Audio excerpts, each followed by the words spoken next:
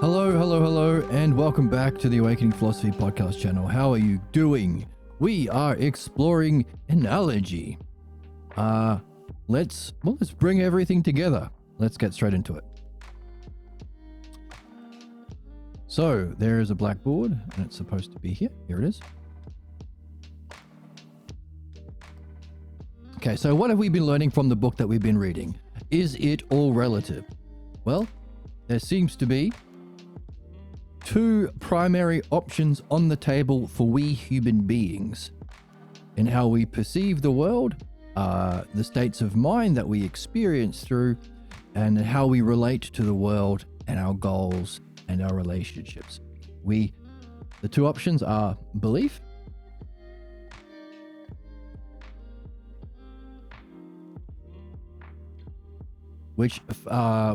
and of course understanding. Or we could say understanding or thinking. Because as belief functions through, so belief isn't really thinking. It's a kind of thinking, you could say, but it's not really thinking yourself. It is imitation. Belief is imitation. Whereas understanding is thinking or critical thinking. So thinking for yourself. That's the one we want to do. We have been discovering that belief, which is a kind of imitation, is the cause of our problems. All human problems can be traced back to our belief. So long as it's, and on the other side, of course, our excellence, our true functioning, our excellence,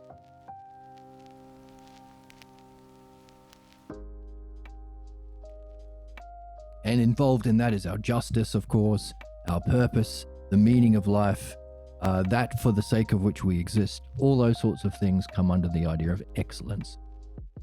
So our problems are caused by belief because when we allow ourselves to be ruled by belief, when we claim there's any truth or expertise or knowledge for rulership that based on belief, that's prejudice, because it opposes critical thinking. So belief functions in opposition to understanding.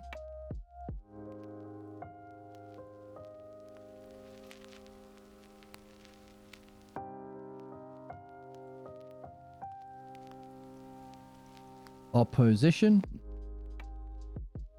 in this direction. Let's make some space.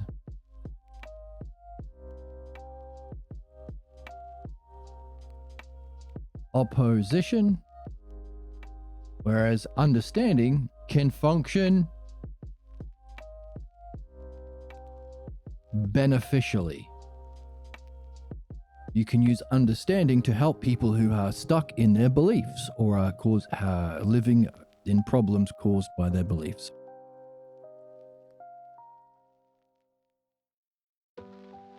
Benefit. So people who know how to think through understanding can benefit everyone, including those with problems. Those with problems are ruled by belief. There's a D there. Oops. Is that how you spell prejudice? Prejudice is to be, and true rulership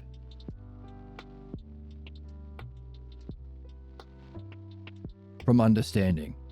You want your doctor who makes functions in a rulership way towards your body to have understanding. You want your captain of your ship to understand seafaring. You want the mechanic to understand an engine for true rulership.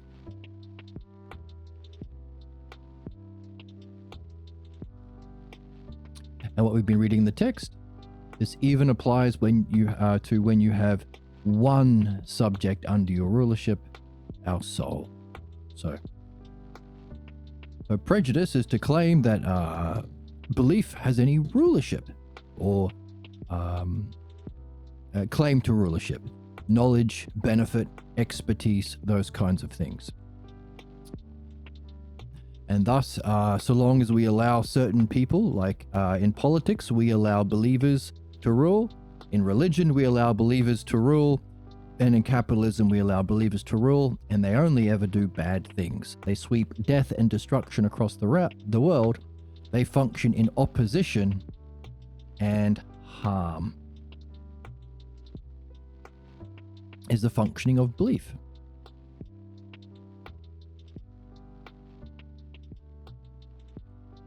Okay. Now we can say it in two different ways. We can say, okay, belief functions in opposition to understanding. That would be their relationship, which is, of course, what we are learning. Analogy.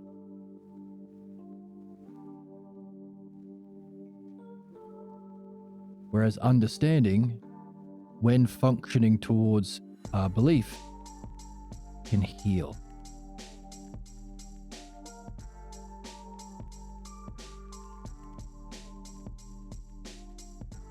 While the things themselves function in a beneficial role in general, in its functioning, and belief, of course, does harm. Why don't billionaires solve world hunger? Why do the rich just keep buying everything? Why is it data centers for all the billionaires and torture for the children? Because belief can only function in a way that causes harm.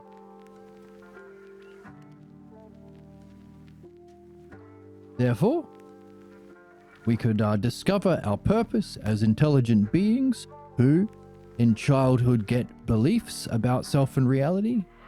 Our purpose, our human purpose, is to move from there, from belief to understanding, is what we're discovering, because this book's a fucking banger. So, that's our goal. We want to be here. That's us here. So we have to learn how to think. Is this taught in schools? Not yet. Not yet. Which is why so many people accept oppression, violence, murder, genocide, slavery, exploitation, capitalism, religion, and right-wing politics that only ever seeks to harm people. Because we are taught to accept the beliefs of authority and imitate our teachers. Therefore, true education should be about understanding belief, understanding, and understanding how to specifically move from one to the other. Is what we discovered. So, we want to go there. How do we do understanding?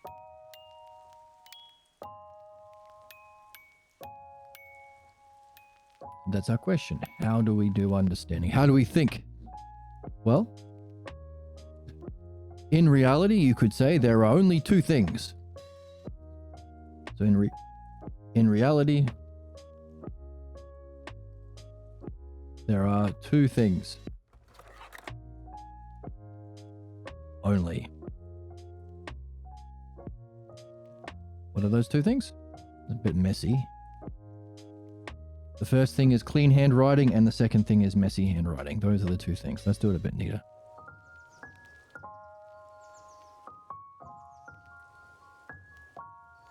Reality has two things that are things or terms.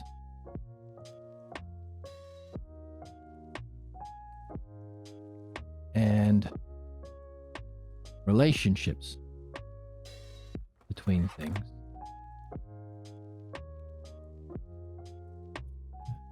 So, how do we think for ourselves? That's our goal. That's what we're exploring. How do we do understanding? What is the activity that allows us to understand things and relationships?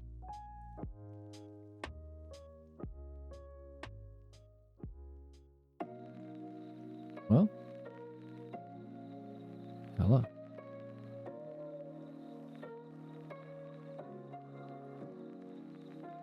Analogy. Why? Because analogy takes things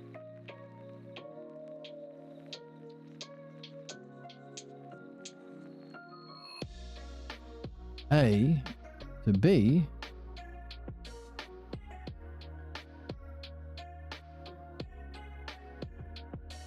and it also makes use of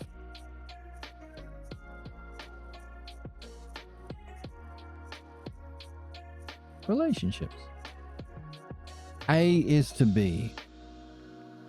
The is to in the middle is relationships, and the two terms themselves, A and B, are the things.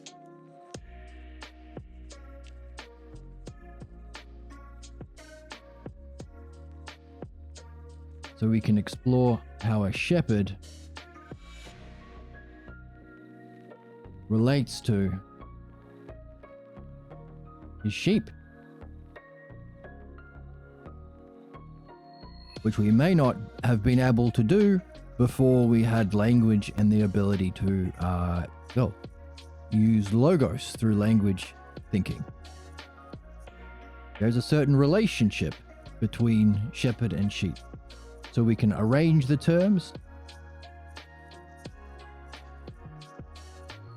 and understand how one should relate to another.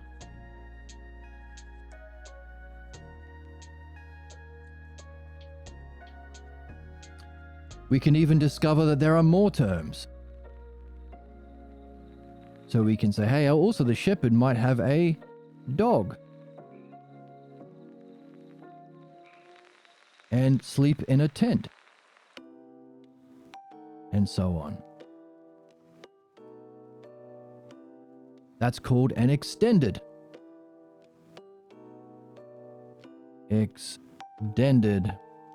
analogy.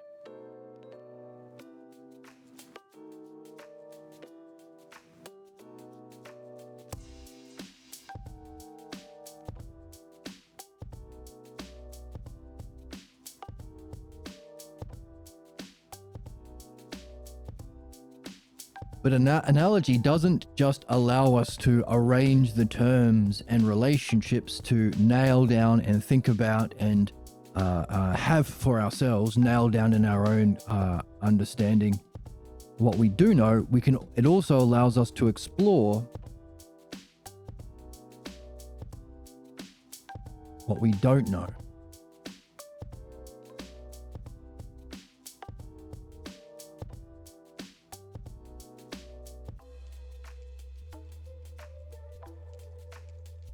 So we do know. By the way, the fancy word for what we do know is called the antecedent. And it is a long word and it might sound scary or tricky, but it's just a word. We need a word to say, hey, that set that we do know. These are, of course, sets.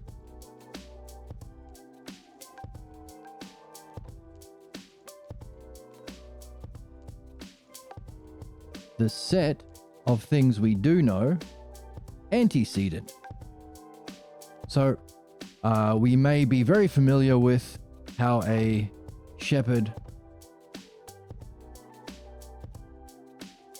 relates to a sheep. Very easy to see. You don't have to be super intelligent. Even a baby understands. Calm your fucking tits. Hey. You're a little bitch ass baby. Even a little bitch-ass baby would understand. Come on, baby. Come on, baby, understand analogy. Oh my goodness. I have a massive library of spank material. Emma, calm down about your spank material. Shepherd relates to a sheep. You read that in a children's storybook. The shepherd cares for his sheep and loves them very much and makes sure that the wolves don't eat the sheep. There are nursery rhymes about wolves and sheep and stuff.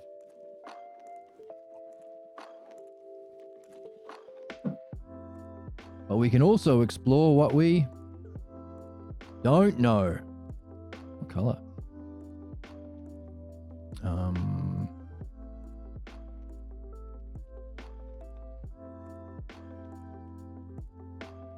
No, maybe purple. Maybe this color. Maybe this color. We don't know. That's called the... You guessed it. Hooray for you, I'm just thinking about being hot. Emma. Why do you need 50 bananas? So many So many bananas. So many bananas. UFOs might be Jesus. No, I don't think so. Consequent. How do you spell that? Now again, it's a long word, but we need a word. And that happens to be the word that someone gave it. So don't be too scared. It just means the thing we don't know yet. And let me just find the spelling. Consequent. S-E-Q-U-E-N-T. I thought so. S-E-Q... Con-C-Q-U... Consequent. So what we might not know is how a king... Make it a little bit different color. How a king should really, now in the book they're using ruler, and that might make more sense because we don't have kings anymore, thank fuck. We have presidents and things like that. Of course, prejudice ruled by belief, therefore sweeping death and destruction and harm. But I'm going to use king because it just rolls off the tongue easier. Ruler.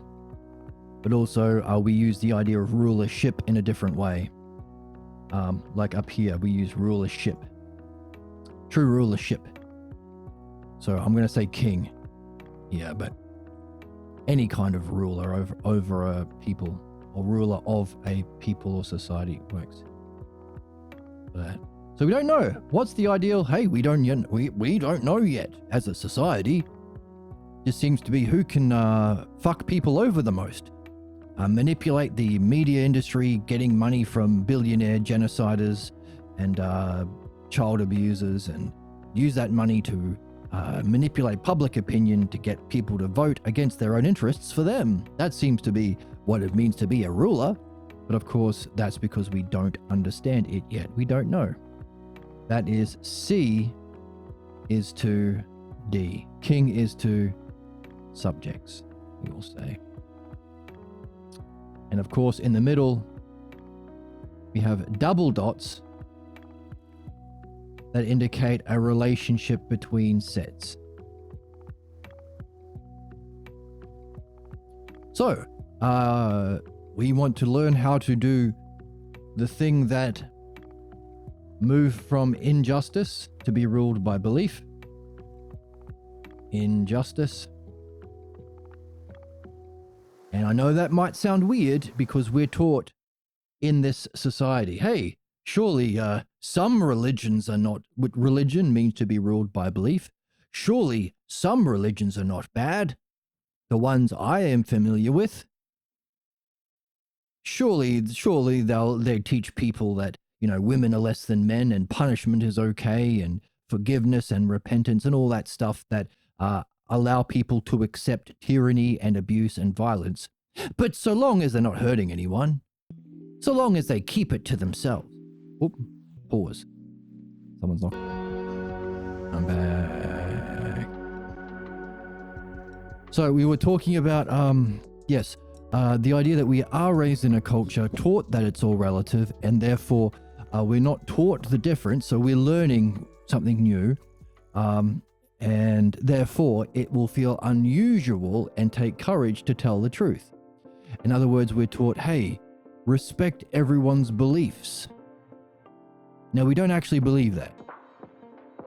No one respects the belief of a Nazi, or the belief that it's good to kick puppies, or the beliefs of the billionaires who do the things on Epstein Island. No one accepts those beliefs or tolerates those beliefs. But we feel like we're going too far when we say all beliefs are bad, all religions are bad, or all rulership. Now, what we are seeing is you're not actually being impolite. You are being kind and you are being honest by saying, hey, all rulership by prejudice is bad. Prejudice is bad. You wouldn't accept any mechanic who just had beliefs about engines to fix your car, or anyone's car. And if they came along and said, well, come on, surely it doesn't do any harm. If it does, you can't believe your way into fixing an engine. You can't believe your way into performing surgery. You will always kill your patients. You can't believe your way into flying a plane. You will always crash the plane. You can't believe yourself into spiritual well-being, religion. You can't believe yourself into ruling society. You can't believe your way into managing economies, capitalism. So you're not being rude, you're being honest. Now, one of the difficulties to saying that is what beliefs, any belief system has to justify its rulership. Now, normally you justify rulership by having expertise, understanding, by being in this category. The only way to justify rulership based on belief is violence. Violence, psychological violence, teaching people, you are a sinner. You need to trust me because I'm the Pope and I'm close to God and you need my forgiveness. That's psychological abuse. Or physical abuse. Do what we say or the cops will put you in prison or we'll drop a bomb on your head. Give us all your resources or we'll invade you. You need some sort of psychological or physical violence to establish a hierarchy where the people at the top are just at the top. They've got beliefs. They're no more qualified, but they have their position maintained through violence. It's sadistic, it's horrific, it's unjust. The only way that human beings have learned to tolerate violence is through, systems of belief. We need to put people in prisons, otherwise we won't have a society.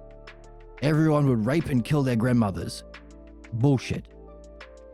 Address the causes of problems in society, normally wealth inequality, the big one, and you won't have to create a giant prison system. Put your fellow human beings. How many dogs are in prison? How many cats are in prison? Why do we have our species in fucking prison? Because of the tyranny of belief. Same thing with religion. We talked about those big ideas last time. Sin, repentance, and forgiveness. You made a mistake, you're a bad person. You have to feel bad and do something to repent. Let me molest you. Give me your money. Say 10 Hail Marys. Give me your resources. Go to prison. Some sort of abuse and violence. And then problems are solved when I say you're forgiven. Now, that's stupid.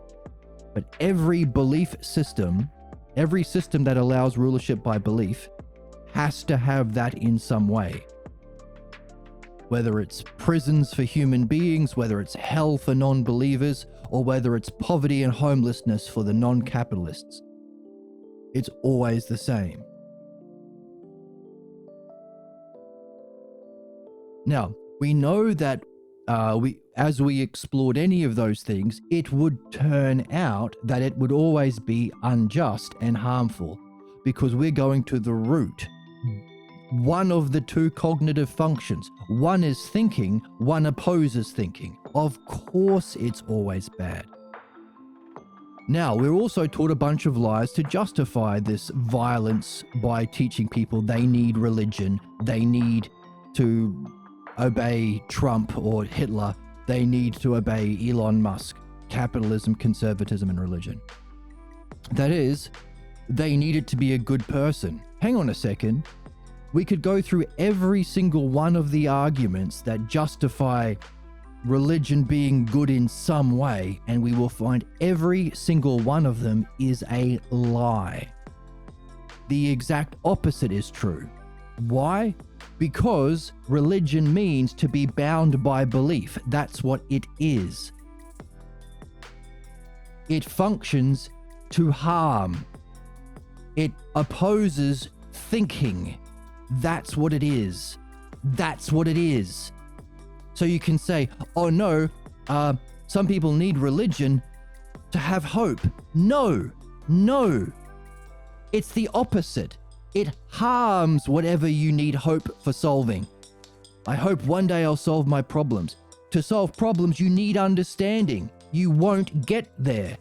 It's a fucking lie. Always. Oh, they need it for morality. What's morality? Understanding what's good, understanding we are all human beings with life and value and dignity, and understanding how to heal or benefit people. If religion, by definition, opposes understanding, it will not ever, ever, ever make you a good person. It only ever blocks that development into being a good person. We could go through every single one of them. We won't, because we're trying to understand the good thing, understanding. You're not being rude. You're not being impolite. You're not being mean by telling the truth that belief and any belief-based rulership is prejudice, does harm, opposes your development, opposes your excellence, opposes true rulership, and opposes critical thinking.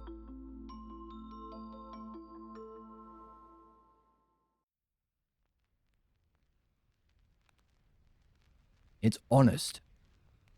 If a patient came into a doctor's office and said, hey, I've got a broken arm, we wouldn't say, hey, some broken arms are good actually. You need a broken arm. It will give you hope. We will never ever say that. A doctor is not being impolite or mean or rude by saying, hey, that arm's fucked. You got to fix it. You need to put it in a cast or something, or take antibiotics. That's not bad, ever. We are taught to say the sickness of all human beings, all intelligent beings, it's rude to say. It's a lie. You are being a bad person to buy into that lie. Now, the difficulty is, in our society where we allow prejudice to be ruled by belief, we allow conservatism, religion, and capitalism to exist. Those people take problems as an excuse to do what they do, inflict harm, steal your resources, put you in a cage, kick you out on the street, steal your stuff, fine you, prison, go to prison so now I can use you for slave labor, so I can extract all your exploit you for personal profit. Or psychological violence. You made a mistake, you're a bad child, detention for you, hell for you, punishment for you, no playtime for you. In other words, believers cannot help. They use it as an excuse to do harm. So problems are an excuse to do harm. That's the opposition. Understanding sees problems as an opportunity to heal and do benefit. In other words, when we say that all religions are always bad, whether it be the religions that currently exist, the religions that predate the ones we have today, or the ones we might invent in the future, or the ones a million light years away, a million years into the future, they will always and only do harm. And everything you think you're getting out of religion, you're getting in spite of it. You're a good person? You're not a good person because you believe in Joseph Smith or Allah or Buddha or whatever. You're a good person that in spite of those difficulties, you are learning to understand what needs to be done, understand people are all the same, and understand how to help people meet their needs. So the opposition to understanding of belief, you are somehow in spite of it doing good. Now the issue is, we think, oh, well, if we point that out, we're being mean. Because when these guys find a mistake, you tried to fight back against the Israelis' oppression and murder and torture for 60 years. You made a mistake. Now we can do genocide. Hamas. You made a mistake. Now we can steal your money, says the police. We'll put you in prison and beat you, says the police. You made a mistake. Now we can bomb you, says whatever. It's always the same. It's because moving from belief to understanding isn't just doing understanding. We have to purify the influence of belief. Because good people who can think are sometimes hesitant to tell the truth about belief because they feel if we point out there's something wrong with religion, we will be like them and abuse you. Like the right-wingers or the religious or the capitalists.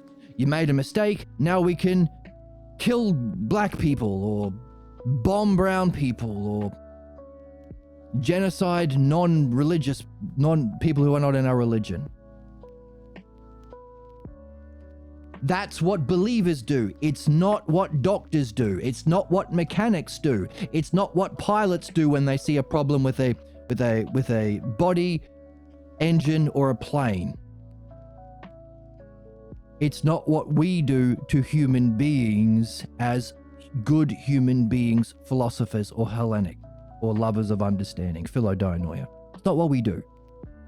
Therefore, any hesitancy to tell the truth about this means we still have some idea that these believers who take problems as an excuse to do harm, we still think there's some legitimacy there. We might not be religious ourselves, but we haven't yet done the work of getting rid of the influence of religion. It's not bad to say you've got a broken arm. It's not bad to say we need more petrol in the plane for that flight. It's not bad to say you've got a broken gasket. It's not bad to say that you have an influence of belief on your soul that's causing harm. Religion, conservatism, capitalism, or any kind of prejudice. It's not bad to say that. You're not hurting them.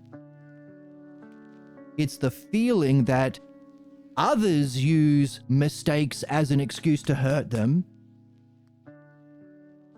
That, the influence of that, we haven't yet seen that our earliest teachers who did that are not legitimate. We haven't learned enough about what it means to be ruled by belief to free ourselves from its influence. You may not be Christian, but you've been influenced by it. You may not be, well, what are the big ones? Jewish, Christian, or Muslim, but you've been influenced by likely one of them. We have to get over that influence and understand what it really means to be a good person. Tell the truth.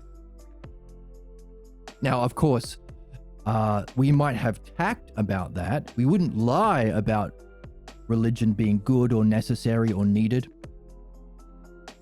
But of course, we don't want people to just believe us, because that would be another belief. We want to facilitate their own understanding for themselves as they reflect on the beliefs that they didn't know that they had or think they need but don't.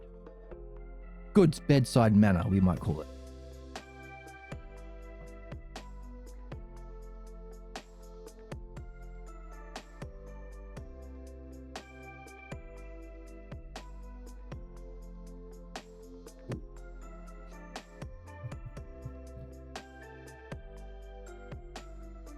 Is that interesting? What is the topic of discussion?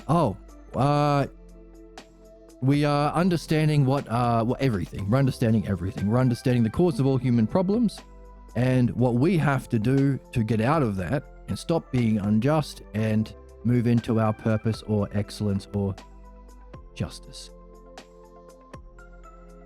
And we're building it from the ground up as a way of reflecting on everything we've seen in the book that we've been reading together. Justice.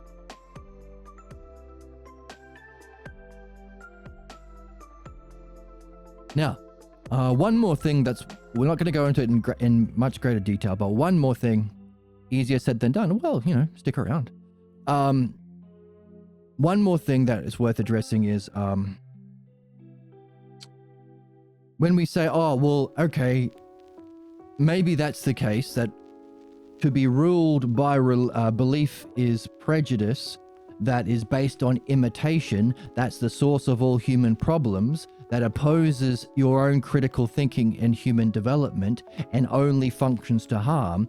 But so long as you're not pushing it on someone else, then you're only harming yourself. So it's okay, actually. You're not hurting anyone. Well, the problem with that is they are hurting themselves. And everyone matters. Every life matters. Everyone's existence matters. Sorry, I just drive. You feel free to ask questions. Number one. So even if it's just their personal beliefs but they really love it. Yes, some people may really love having cancer. That doesn't make cancer good for them. Some people may really love kicking dogs. And their whole family kick dogs. It doesn't make it good. You might really love your prejudices and your beliefs, whatever they happen to be, but it still is bad. And you might say, well, so long as they're not proselytizing, then that's okay. No, because they matter, number one. Number two, no one's an island. They may not have access to weapons, but they might vote for Donald Trump, who does.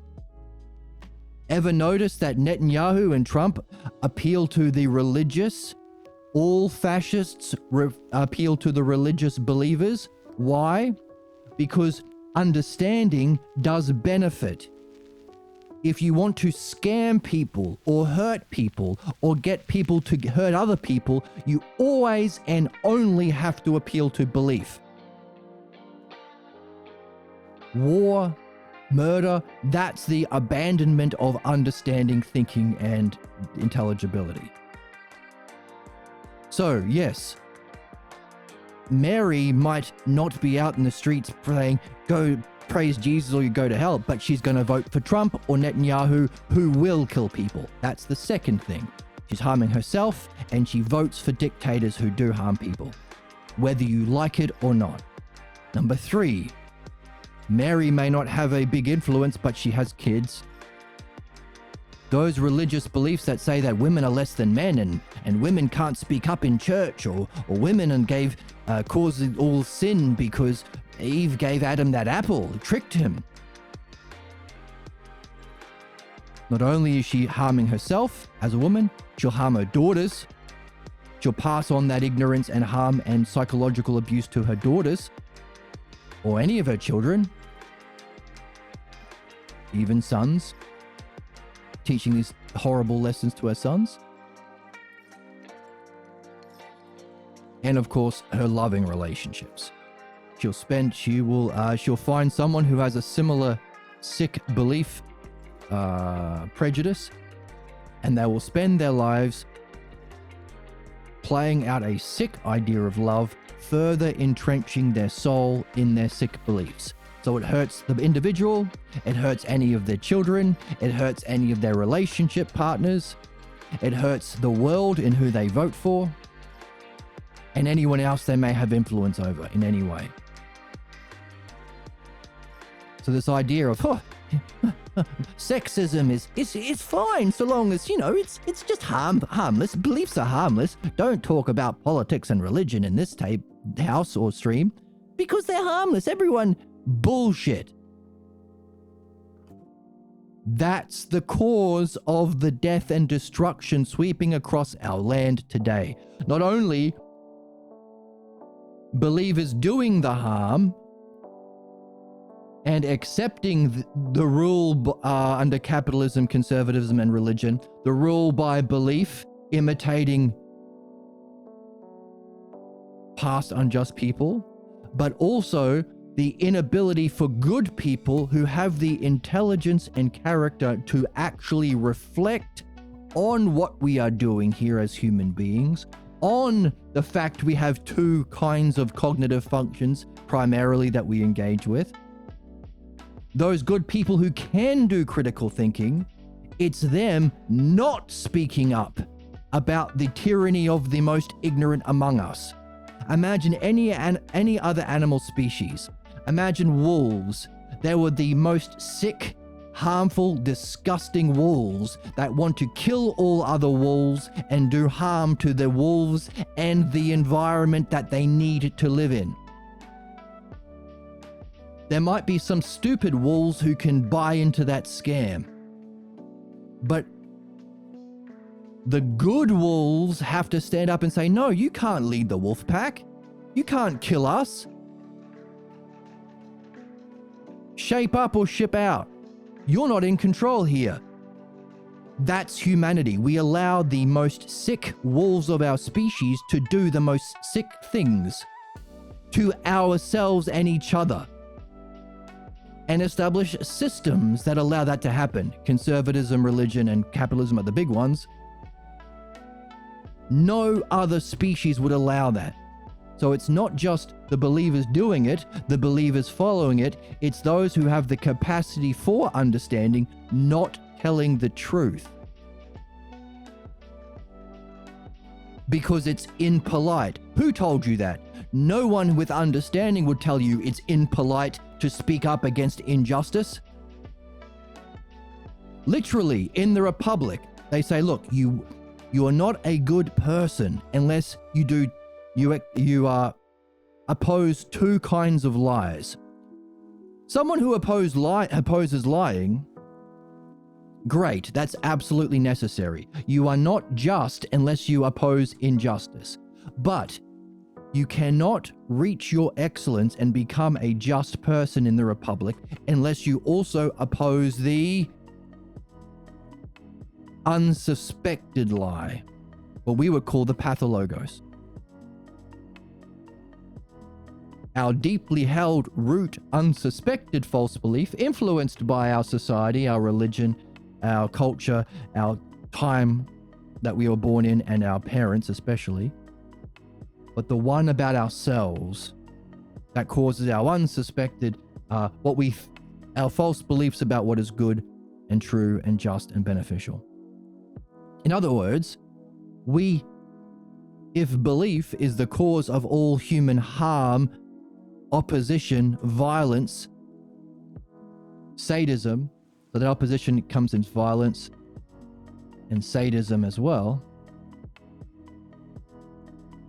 you are not a good person unless you speak up against that, says Socrates. You're not being impolite, that's a lie that they say. Hey, you're anti-Semitic if you speak up against our genocide, says the Jews. Fuck that. Most people can see this. It's anti-Semitic is a bullshit thing. Unfortunately, it's taken us this genocide to wake up to that. Just like it took murdering of millions of innocent Iraqi people to wake up to if you oppose the American killing of Iraqi people, you're unpatriotic, un-American.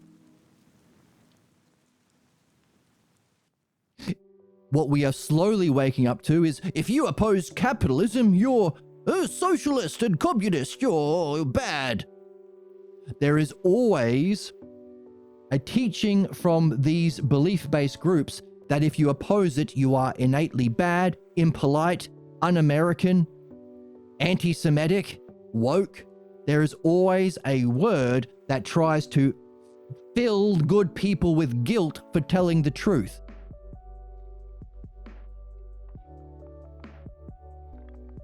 That's why we have to understand what understanding is and understand what belief is. And this book is giving us the material to do both. So, I needed to say that because, well,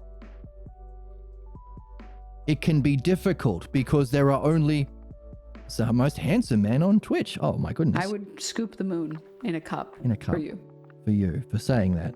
I'm just thinking about being hot. And now I'm thinking about just being hot like Emma. How's it going, Sus? Now, there are only a few, there aren't as many good people who are interested in learning what understanding is, what actual thinking is, learning how to think for themselves. Therefore, when we come to recognize, oh shit, there are two things we could do, belief or understanding. Belief is the cause of all problems, violence, sadism, harm, and injustice.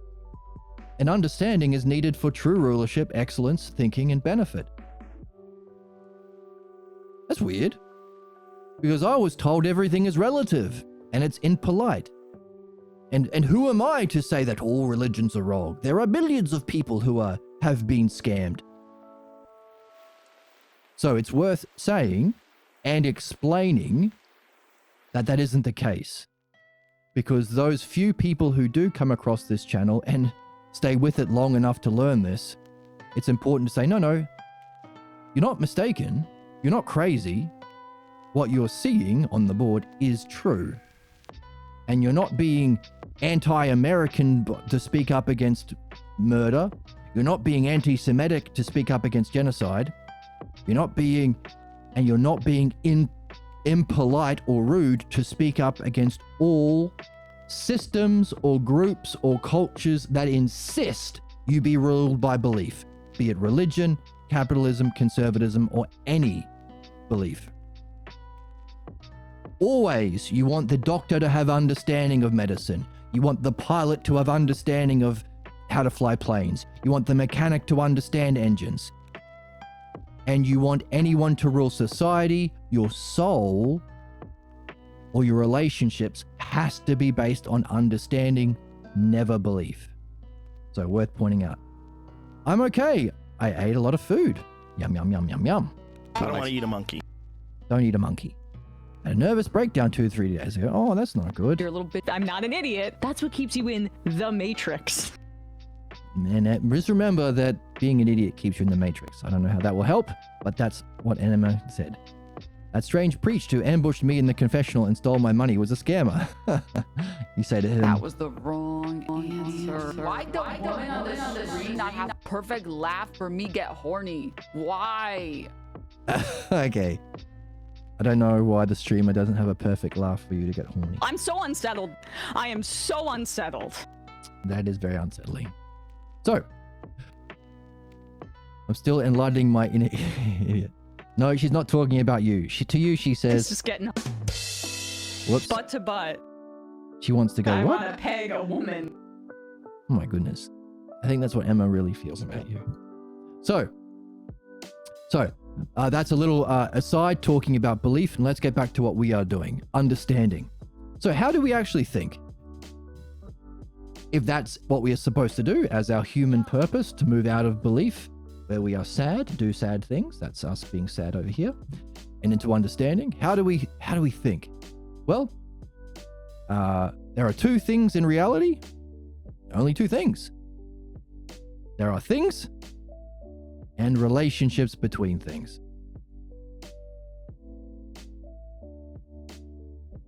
Therefore, we use analogy.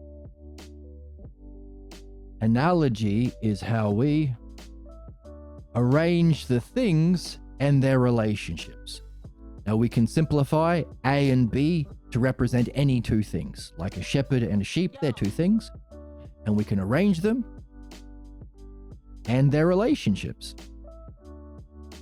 That's called a set of things. Now, we can start with A and B. I love analogies. And I double checked to make sure I didn't misspell that.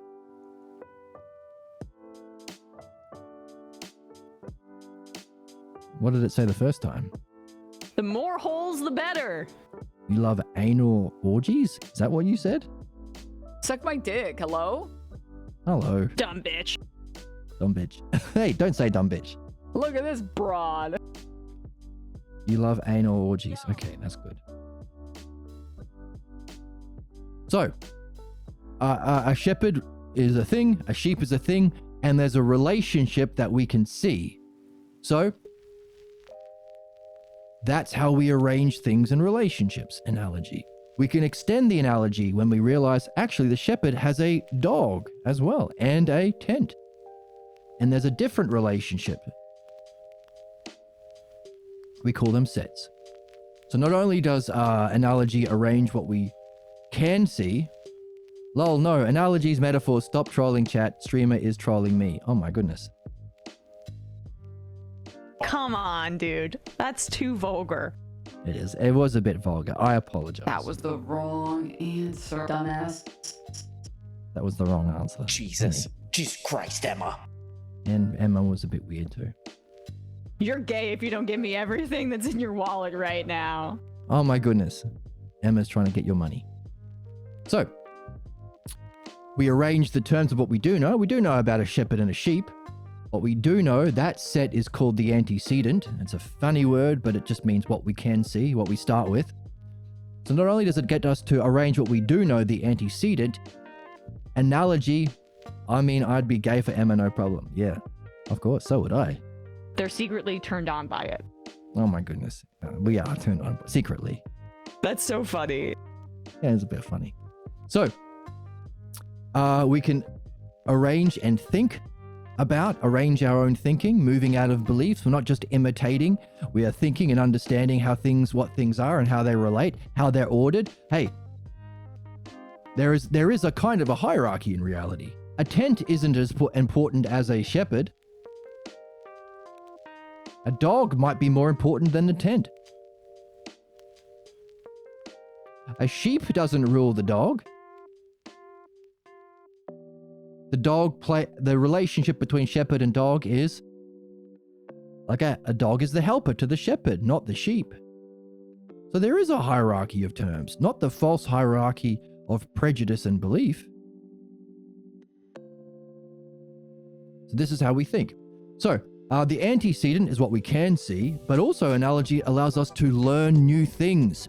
What don't we know about? The set of what we don't know, the set of thing and relationship, is called the consequent. And the fact that we can arrange terms and relationships means there has to be an inherent intelligibility such that the shepherd ruling the sheep will be true for me, true for you, true if you lived on the other side of the planet, true if you had different kinds of sheep on a different galaxy. These are truths that we can all appreciate. That's the logos, the inherent. For us to understand, there has to be an inherent understandability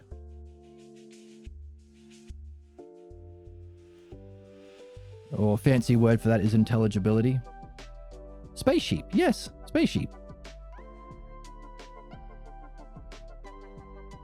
You wouldn't want the spaceship sheep to be ruling over the space shepherds. That wouldn't work. The inherent understandability of reality allows us to participate in understanding these principles. That's called the logos. And the fact that we can not only understand relationships of what we do know, but also what we don't know.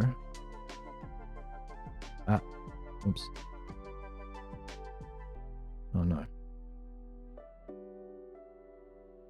When you get a PO box, first thing I'm doing is sending a spaceship plushie.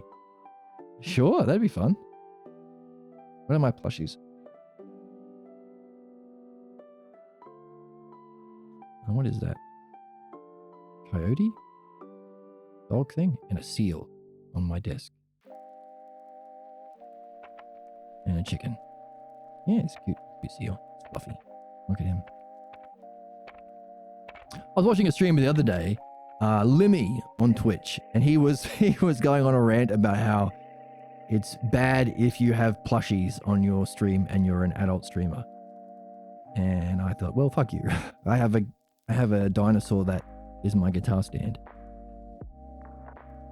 And I don't know. I don't know. I think he's a bit of a curmudgeon. I think he's yeah, I don't know. I get it. I get some people go over the top, I suppose, but I don't know. Have some fun. Where's the fun? Where's the whimsy? Where's the joy? Where's the whimsy? Where's my sound drop? That. The problem is that where's the joy? Where's the whimsy? What happened Where's to the my audio? childlike wonder, dude? Why can't I hear myself? You actually. The problem is. So how? Where's the joy? Where's the whimsy? Uh-oh. Where's the childlike wonder, dude? What happened? Hold for a second. All right. Dang, homie. You might be thinking, I want to peg a woman. oh my goodness. You're beautiful and everybody loves you. Romans would carve sculptures out of that. Oh, well.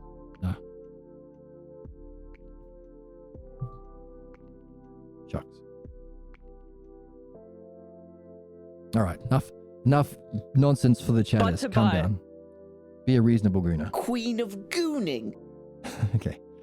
So, there is an inherent understandability of reality that allows us to apprehend the things in relationships, but the fact that we can not only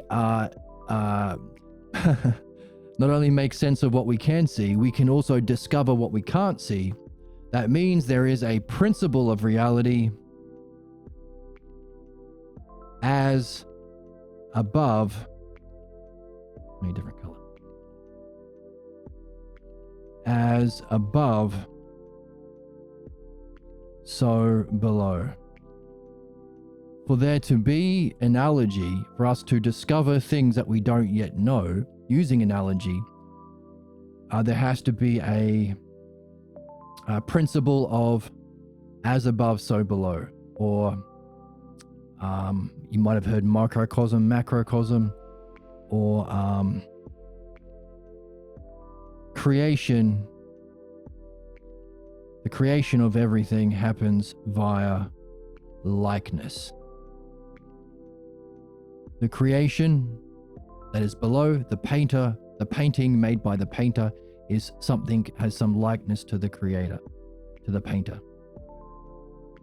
There is some likeness between how a shepherd rules the king, how the shepherd rules the sheep as a king does when he rules his subjects. There is some likeness. And likeness, of course, means there is some sameness and some difference. There is something the same, so it's kind of a reflective reflection as creation unfolds. Difference, sameness and difference. So these are key ideas. So necessarily, a reality has to have an inherent logos. Ow. Ow.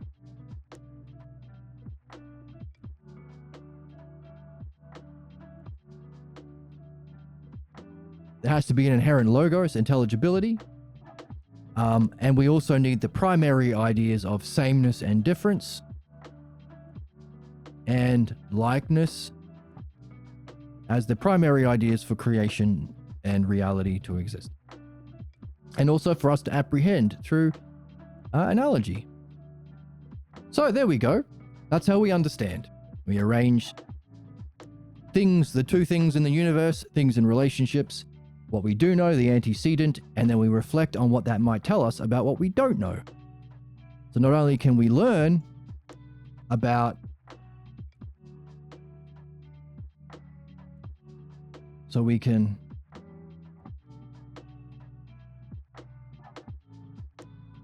learn about things as we grow and stuff.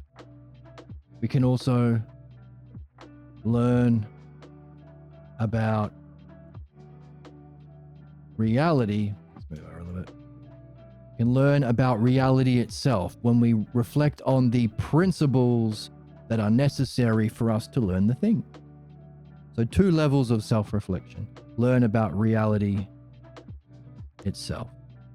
So we are in a reality that has an inherent intelligibility. The fancy word for that is the logos. And it unfolds via likeness, which uses the ideas of sameness and difference. So that's how we think. That's how we think. All right, so when we explore ideas through analogy,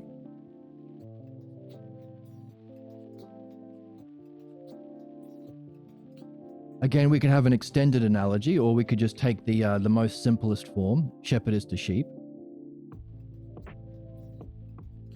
Oh, and my thing is broken, so I'll do a zoom in. I'll do a sound drop. When you're in a state of wanting to improve, you start perceiving all of the problems. Yes, very important. As we want to improve, so we are learning how to improve. We've discovered that self-improvement, or our excellence, is understanding what understanding is. Also, understanding what belief is, and we touched on that briefly, but it's not our focus today. But that's the 2 things: understanding what's the cause of our problems, understanding what's the cause of our excellence, and doing what we need to do to move from one to the other.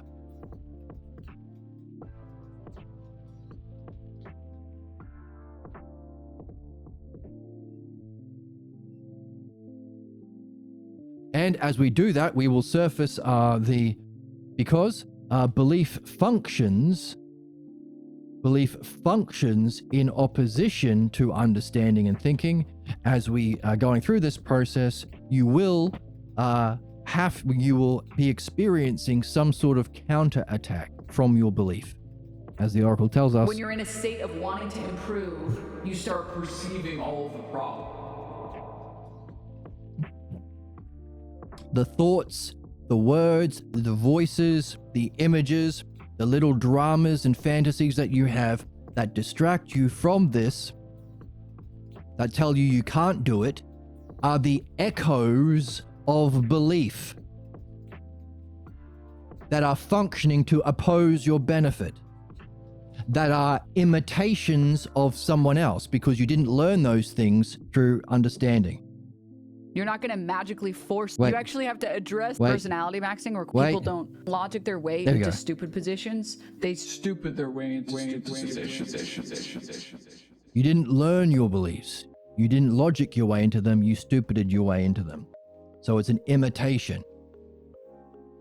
But what we can discover is those distracting voices, feelings, states of mind, fantasies are expressions of your problems. And are because you have been allowing your soul to be ruled by them, which is prejudice, not true rulership.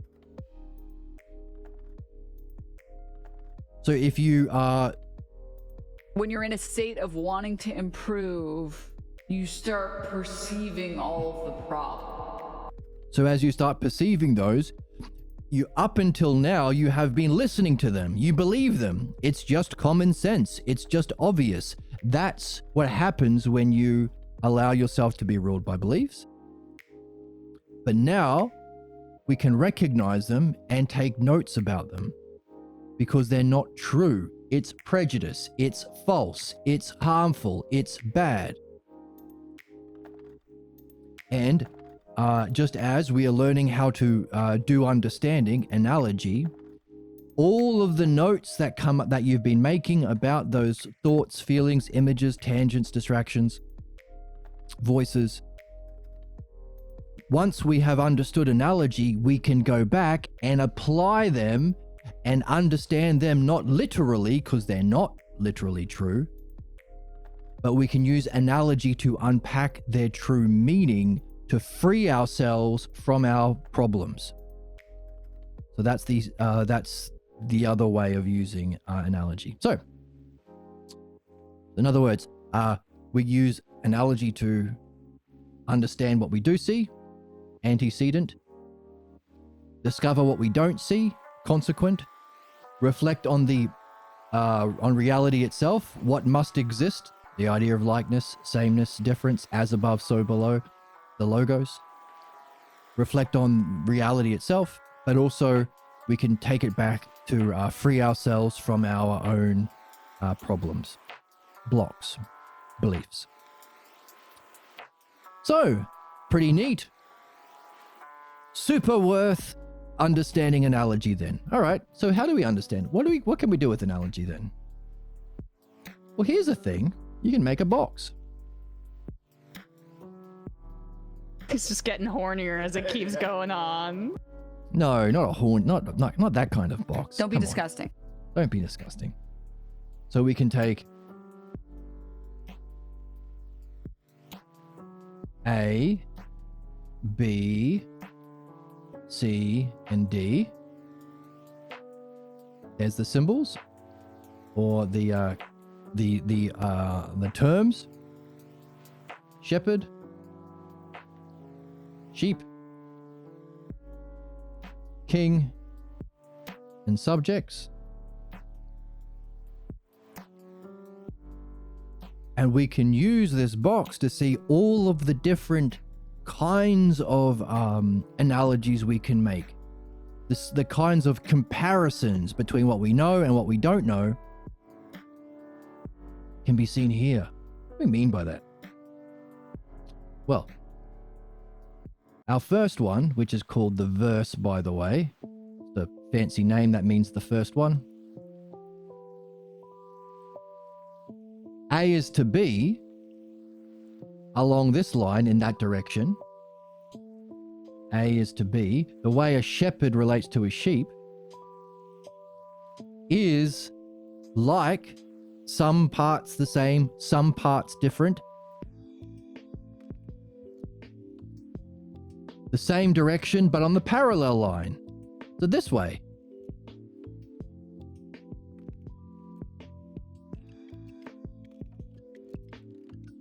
King is to subjects. C is to D.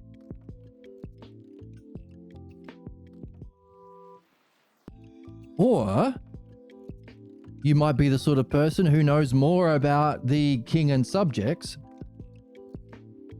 So that might be what you do know, your antecedent. So you could also say king is to subjects, C is to D, as shepherd is to sheep.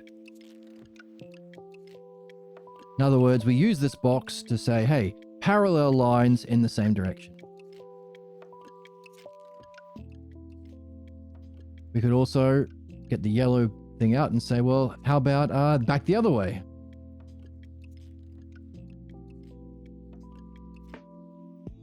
A sheep back to the shepherd, B is to A, is like how the subjects, so the sheep have to listen to the shepherd, like how subjects have to listen to their king. D is to C. There you go.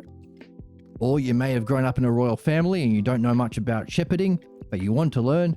So maybe you know more about how subjects have to relate to a king. So that's D is to C on that direction. D is to C. So all I'm doing is swapping the antecedent set from the consequent set. Swapping them over. So D is to C is like how a sheep relates to a shepherd. B is to A. We can also, you guessed it, go in the other direction.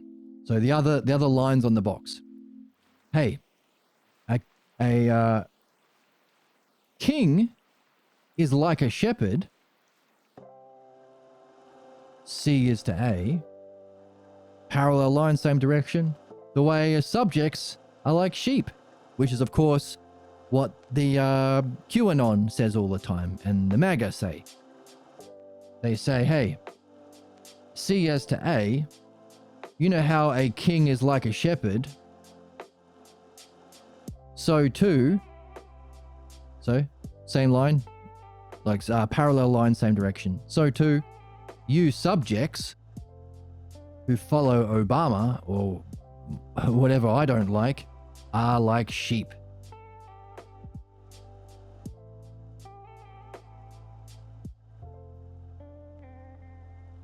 Or you could say it the other way, hey, as subjects are like sheep,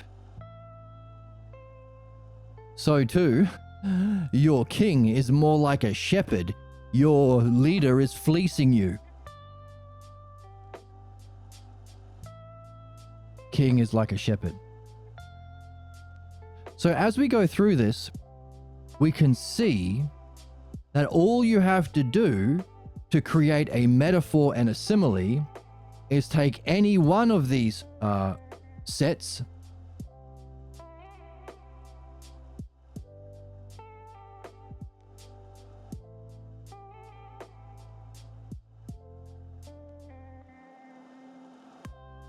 pick one and use the word like or is. So what we were just saying, hey, as a king is to a shepherd, so too subjects are like sheep. That's the analogy in the thinking of someone who says, you subjects are sheep. That's a metaphor. They've picked this set in this analogy, and instead of saying the whole thing, they say, you are a sheep. You subjects to your leader are like, or are like sheep would be a simile, or you are sheep, that's the metaphor. So you take any one of the sets,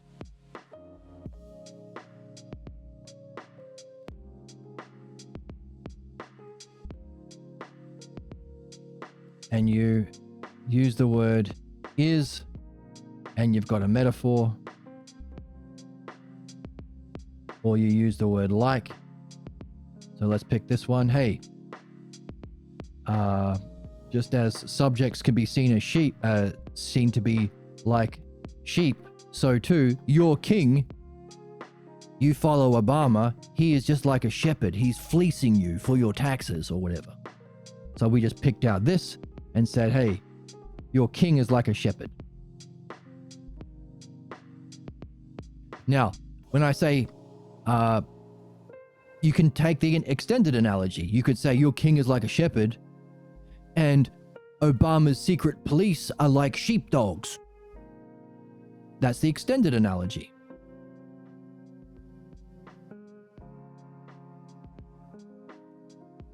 So the king is to shepherd, so shepherd is to sheep, is to dog, is to tenting.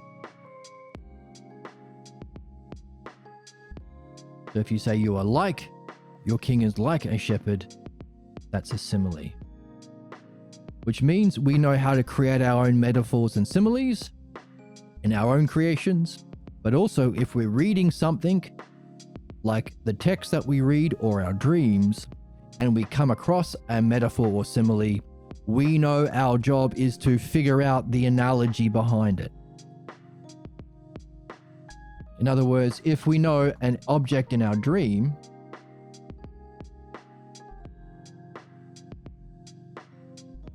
because we know that our dreams use metaphor, and so do those images that distract us and block us. They're not real, so they're kind of metaphors.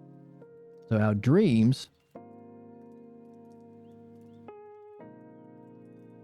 every bit of furniture, every object, what we call the furniture of the dream,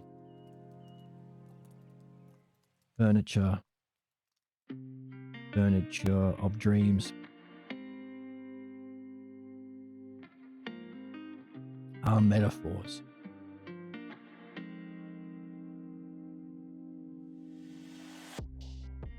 So our job in doing dream analysis is to find that metaphor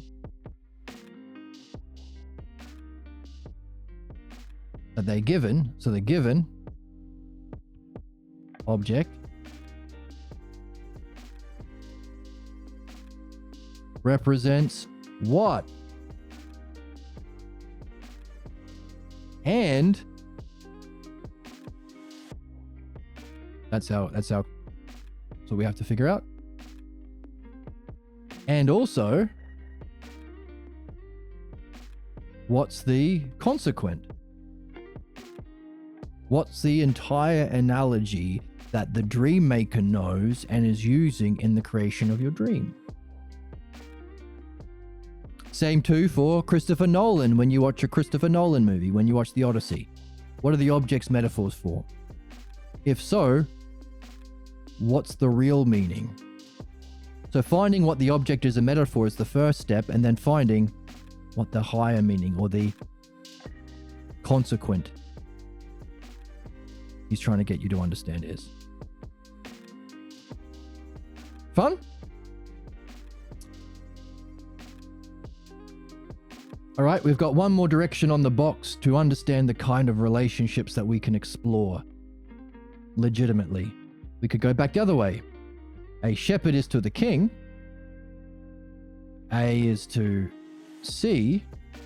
So same direction, this direction, but parallel line. As a sheep is to subjects, and I've run out of space. As sheep is to subjects. A is to C, as B is to D. And of course, you could flip the antecedent and consequence if you know more about the other. So B is to D. As sheep are to subjects, a lesser form of follower, you could say. So too, as sheep are to subjects, so too a shepherd is like a king. A lesser form of ruler. A is to C.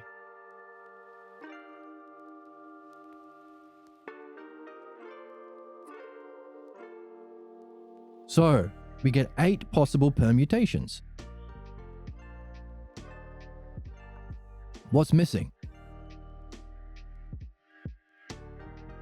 Can we say the way a shepherd relates to the king's subjects? Actually, they don't. The shepherd doesn't relate to the king's subjects. The way a sheep relates to a king, diagonals.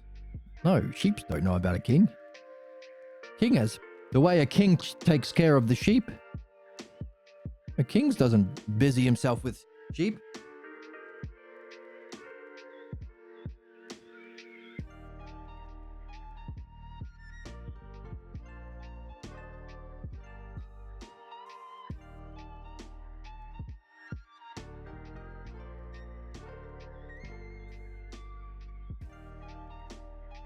So in other words, the diagonals don't work. So the 4 kinds of diagonals, this way and this way, this way and this way, or going across there, as a king is to a sheep, so too subjects are to a shepherd, doesn't work. As a shepherd is to the subjects, so too the sheep are to the king, doesn't work. And of course, flipping them the other way. So there are 4 diagonals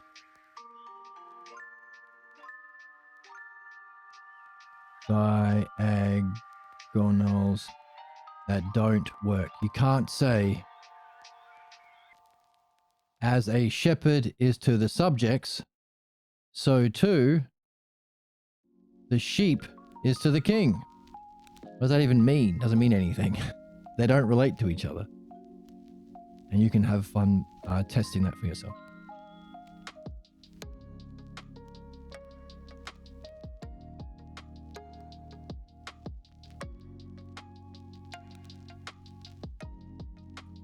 So what? Okay, so we know we can explore what we do know, antecedents in these 8 possible ways, and look for these similarities. Well, explore that which we don't know in these 8 possible ways. These are the 8 possible ways of arranging the archetypal metaphor, which we use for understanding.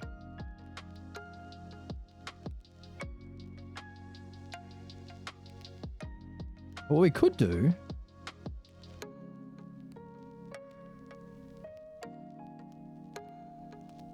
is take those 8 and arrange them in a kind of order.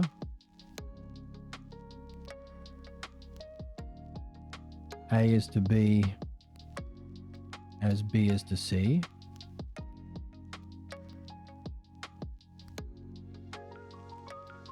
We call that the verse, or the starting term. And then we can flip converse.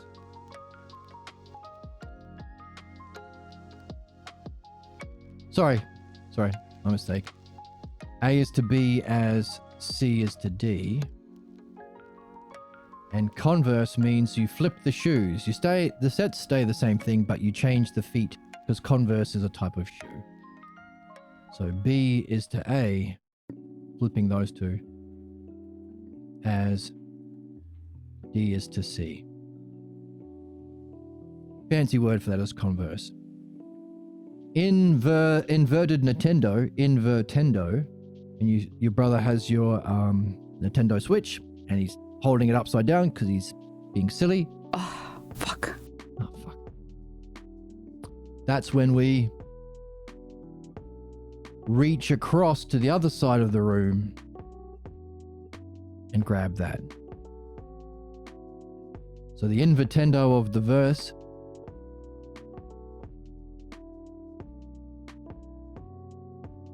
wait. Hang on, let me just check. I'm doing it in the right order. Hold. Listen to a drop. Honestly, I feel really inspired. Oh, thank you. That's good. I'm glad. And RM? That might be my new favorite drop.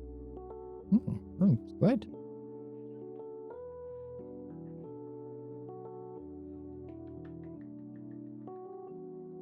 Yeah, we're good. We're good. Yeah. So the invertendo, of course, is A reaches across the other side of the room as a shepherd is to the king. So too, the sheep are to people. And then we can do different combinations, because those are the 2 kinds of flips. You could do a converse of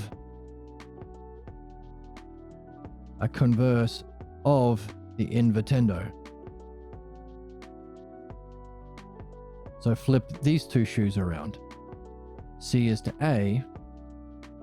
The way a king is like a shepherd, so too subjects are like sheep, giving us that metaphor. So hey, your sheep is a metaphor that speaks to the converse of the invertendo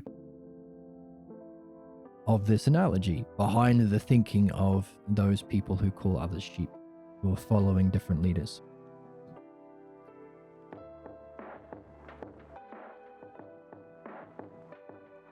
We can do the invertendo of the converse.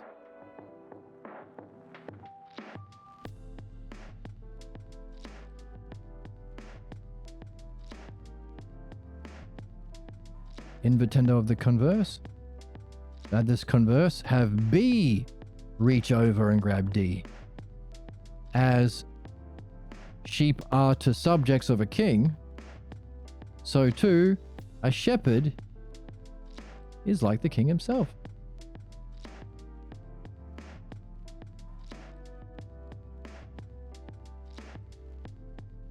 Got 5. Remember how we had 8 possible variations? So then you can go through and do the invertendo of the converse of the invertendo, or the converse of the invertendo of the converse, or the converse of the invertendo of the converse of the invertendo. Whoops. Giving us the last terms. D is to B as C is to A. C is to D as A is to B. And D is to C as B is to A.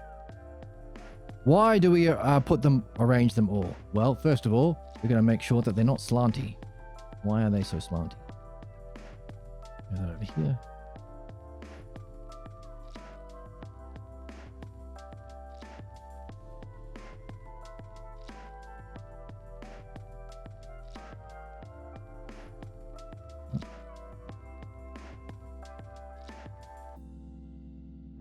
There we go. If we do that, we can see there are kinds of patterns existing in here.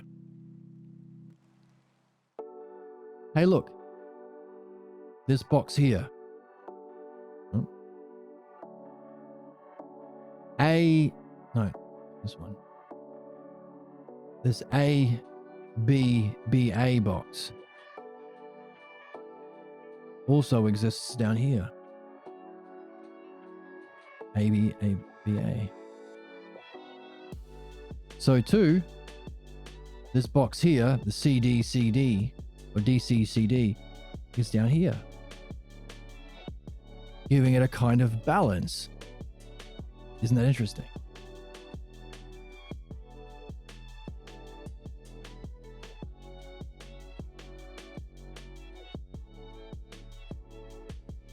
What else can we see?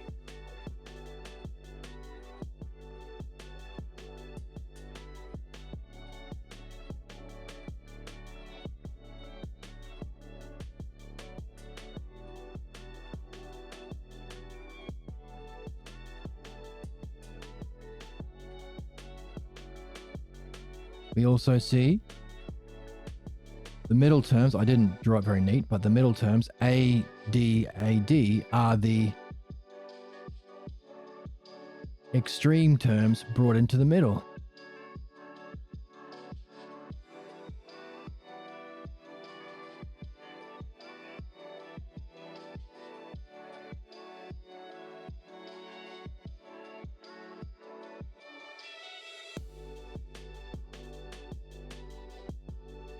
Not very neat, is it?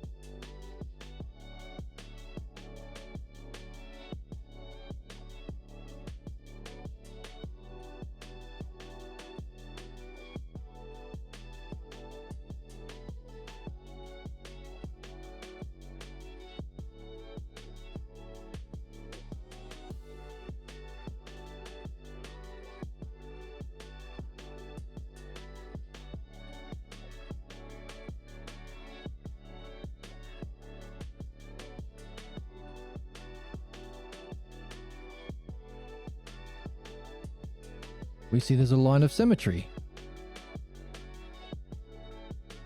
The D's in the middle. Is there? D, D, C, C. C, C, D, D.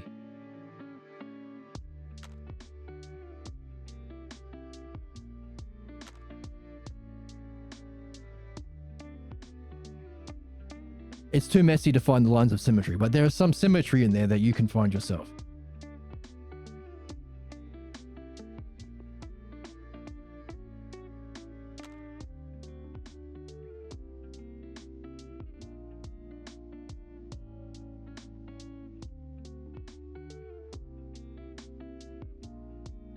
There should be some order and flow happening as well. Where we see, what else are we supposed to be? This is on the book. My messiness is making it hard to see them. All right. You can go ahead and find different things in there. Maybe draw it neater to start off with. So there is some balance and symmetry and flow and things that are all aspects of beauty, but it's harder to see in this rectangle. And I'm sure if you paid attention and looked, you'd see a whole bunch of patterns and things. Great. Hang on, there's a different kind of analogy that we can use. What if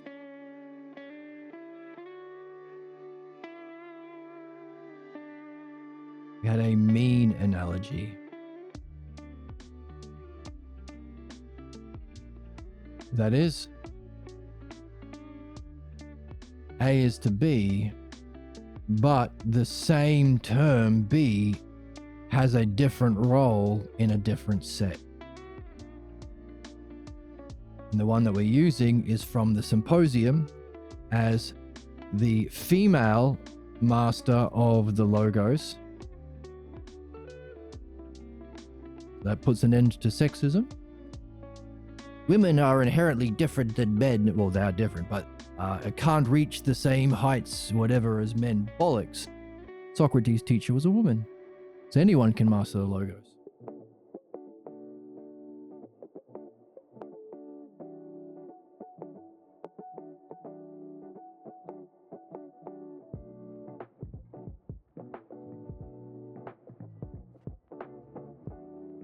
As Diotima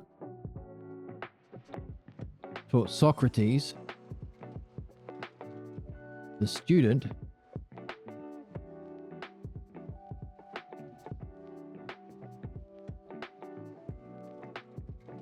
so too Socrates, same term, same but different, Socrates, the teacher, taught Agathon.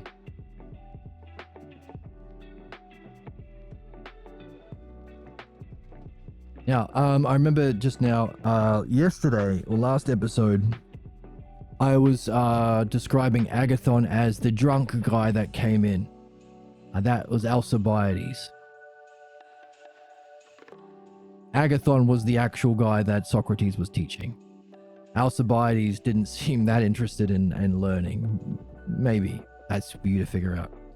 So I got that wrong last time. So Agathon was the host of the party, I think.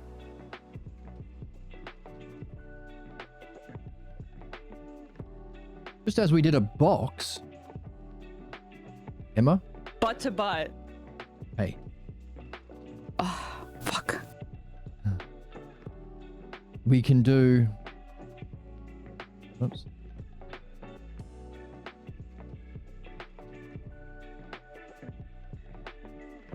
A square.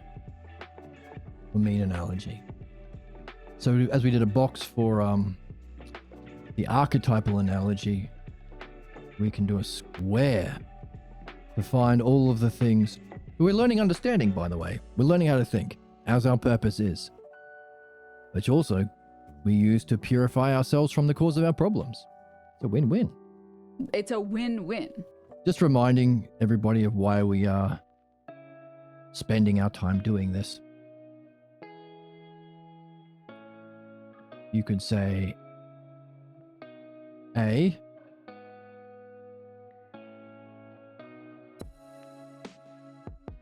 B,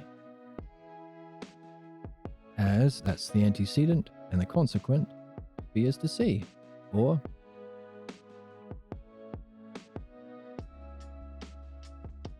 Diotima is to Socrates, the student, as Socrates, teacher, is to Agathon.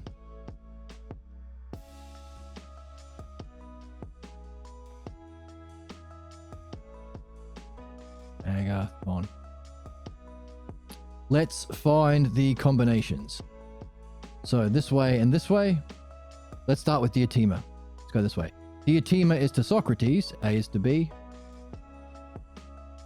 So parallel lines, same direction, as Socrates is to Agathon. That makes sense.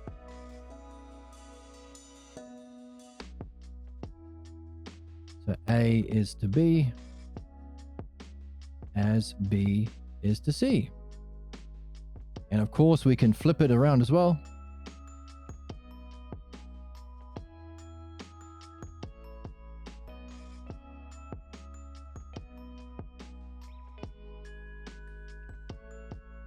As C is to B, so we're just swapping the antecedent consequent. As, wait.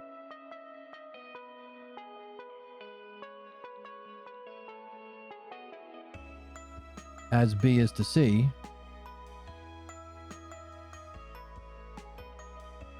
so too A is to B.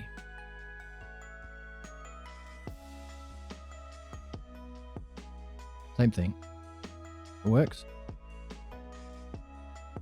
Now we can go back in the other direction.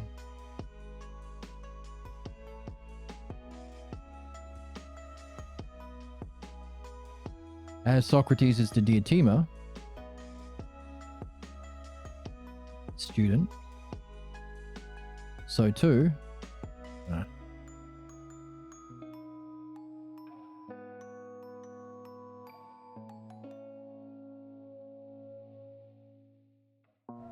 back the other way. Agathon is to his teacher, Socrates. C is to B.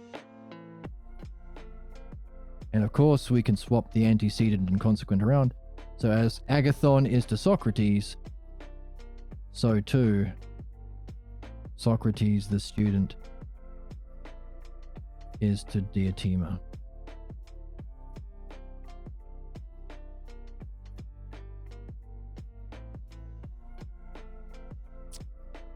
Now, let's try the other ones. Going down this way and this way. As Diotima is to Socrates, so too Socrates is to Agathon. A is to B as B is to C. Hang on. We've got that. A is to B as B is to C. Oh, so we can't do that one. We're back the other way. As Socrates is to Diotima on this angle, this side, that would be B is to A, so too Agathon is to Socrates. B is to C is to B. B is to A, C is to B. We got that. So because a mean analogy has one term doing double duty, we don't end up with the 8 variations from the square of the archetypal analogy. The mean analogy only gives us 4.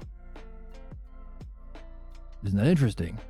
Now, we had some problems looking for the symmetry and the order and the flow. Let's find one. Let's find a flow pattern. Well,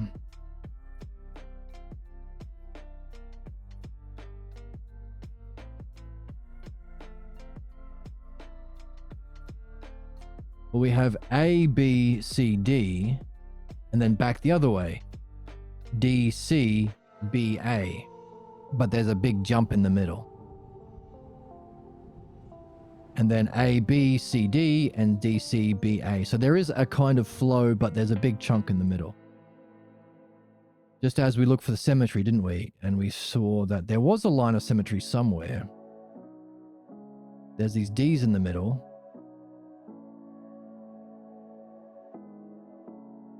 And there's AB and AB. And C. Oh, yep. So that is kind of reflected this way. Right. So there is a line of symmetry in the middle, but it's kind of hard to see. Whereas this one is much easier, isn't it?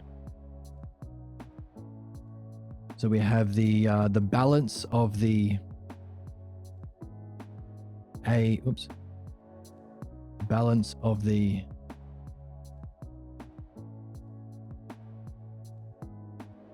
ABBA, ABBA, and then these guys here, BCCB, BCCB. That's the whole thing. The whole thing is balanced. Do we have a flow or ordering? A, B, B, C, C, B, B, A. And same around the other side. So there's a flow. What else did we look for last time? Harmony, dynamics. So there's a balance with the outside. There's also another example of balance. So the boxes would be proportion, but there's a different kind of boxes with the outside terms A, C, C, A, reflecting into the middle terms. So there's our, what would you call that? Balance, proportion, harmony, proportion, not balance. Maybe balance, I'd call that. We have a line of symmetry. Hang on, colors, aren't we?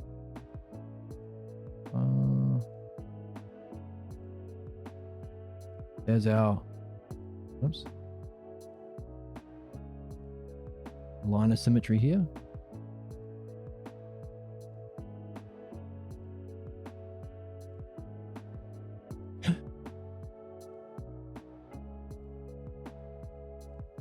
Any other things? Harmony. Here we've got BACB, BACB. So even in the middle, there's that flow. BACB, BACB. So it's very, very packed with all of the elements of beauty. So let's see where we've come. We recognize there are two things we can do. We can do A, which is the source of human harm, injustice, which is belief, the cognitive function of belief. We should move injustice to the side because the ruling term is belief. We can think via belief, which isn't really thinking, it's an opposition to thinking because it's imitation. Real thinking happens through understanding. Therefore, we need to learn how to think. Many people don't think and do bad things. And I've lost my, no, I haven't. It was just a pause. Thank goodness. Would you like your pudding? I would like some pudding, actually. I would scoop the moon in a cup for you. Thank you. And I would also drink a coffee in a cup for you. Big shout out to the bad boy of Chinese chess. Also important to shout out to the bad boy of Chinese chess. Some reason. Hope he's doing well.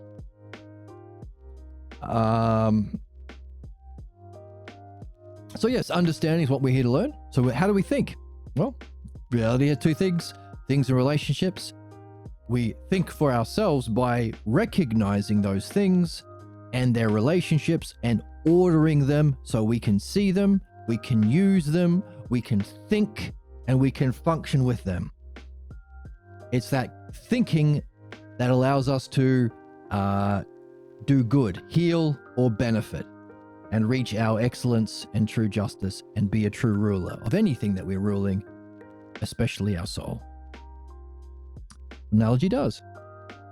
Doesn't just arrange the antecedent of what we can see into thinking. We can also discover what we don't yet know, so we can learn further, we can go beyond, we can evolve. Ultimately, for us as philosophers or thinking human beings, we want to understand the non-physical dimension of reality that's the cause of this physical dimension of reality. That's metaphysics. We want to understand what we can see in the physical world as well as move into higher dimensions of all to figure out what mind is. So that's what analogy gives us, what we do know and what we don't know. Pretty simple. As we reflect on what allowed us to do that, we can discover, oh shit, there must be an inherent intelligibility, a knowability, an understandability of reality. That's called the logos. And for there to be a lesser and greater reflection, or we are seeing that there is a principle of as above, so below. It's a fundamental principle of reality that allows us to learn and develop and think. It also shows us that creation happens via likeness.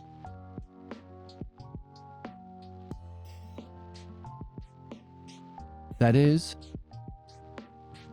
we can, there's something the same about the thing we don't know that we can wonder about, but there's also something different.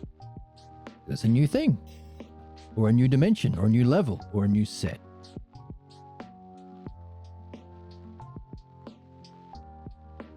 So we can use that analogy and find out, actually, as we understand what we know and don't know, there are 8 different permutations of that. Which is a kind of beautiful, kind of a little bit, not quite perfect, but there's proportion and there's symmetry in there, and have a look yourself. But there's an even more simple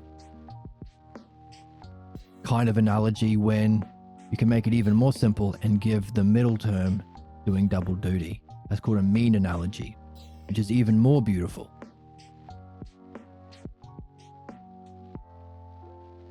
Therefore, we can use a mean analogy to explore those 4 things. What are they?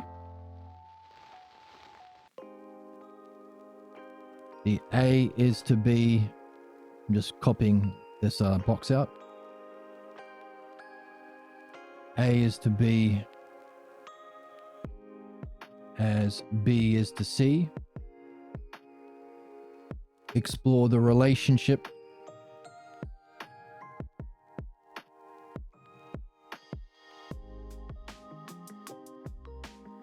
let me pause for a second. Sound drop. The problem is that you can't reason someone out of a position that they didn't reason themselves into. Yes. That's why you have to use this analogy to unpack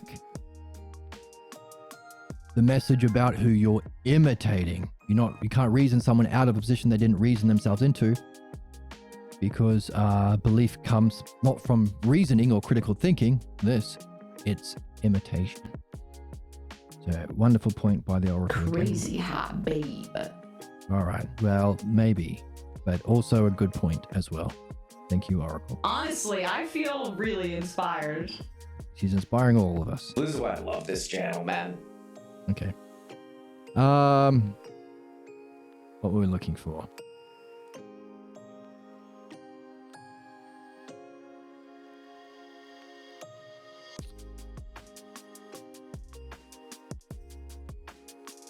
Right. Oops.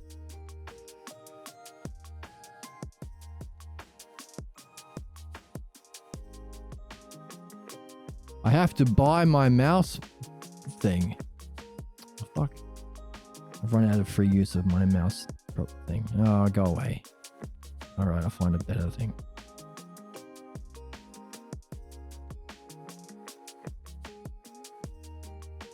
So therefore, we can use these analogies to go from the if we know how Diotima relates to Socrates, if that's the antecedent,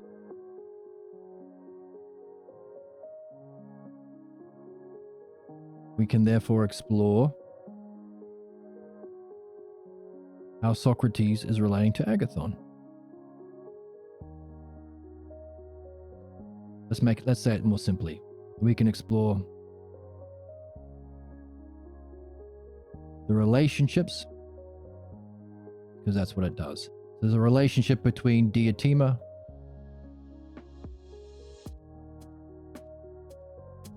and Socrates.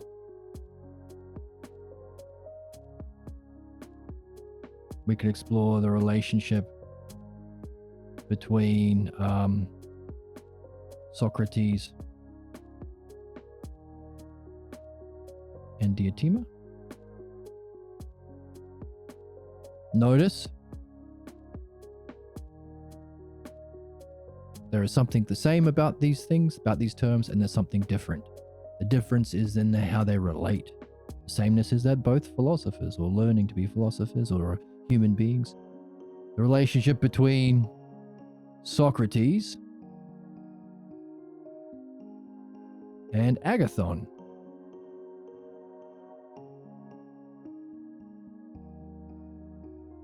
Teacher to student relationship. A relationship between Agathon and Socrates.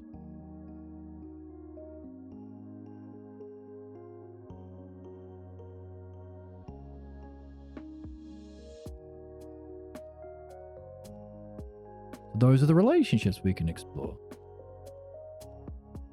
which would be either of those, the antecedent or the consequent, whatever you want to. Normally, we explore the consequent, or we could also say, hey, let's just explore those relationships in the antecedent. So, these are relationships we can explore. Hang on a second. There's something significant about this. This mean analogy isn't just thinking.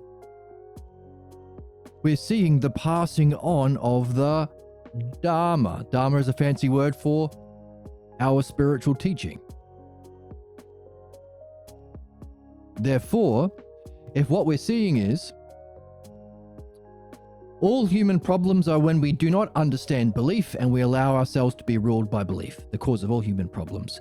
All human excellence and our purpose is to learn understanding and rule ourselves, our relationships, our children, whatever we have influence on, and demand for our political, spiritual leaders ruling of understanding.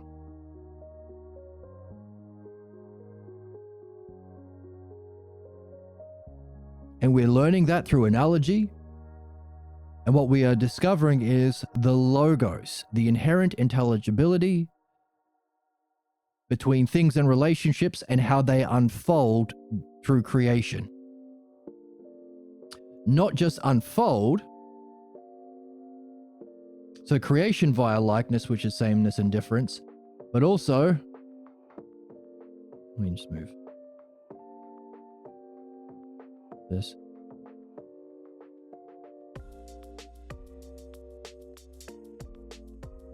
But also our return. Color. This one. Our return.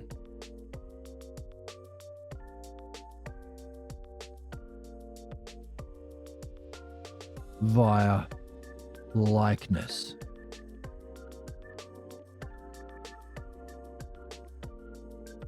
So that's our purpose, to return to the source of everything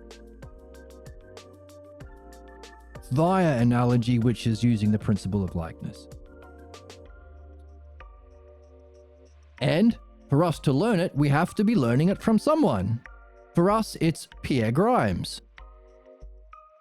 What we are learning is the key things and relationships. Isn't that what we have? So while we're discovering that reality has two things and relationships, and we organize them via analogy, the most fundamental things necessary for creation and return, reality to exist and our human purpose, these things, likeness, sameness, difference, those are the terms of the logos. The inherent rationality, creation and return of reality is called the logos. So the dialectic, the higher use of analogy, is taking these logos terms and relationships and organizing them together. That's the dialectic, by the way. So we're learning about the logos. We also have to pass on the logos. Teach other people. We learn more, we learn different things when we pass them on. In other words, this Socrates learning from Diotima and then passing on to Agathon isn't just a mean analogy, it's our human purpose. It's the logos, it's learning. We're learning as a student, but then we test our learning as a teacher.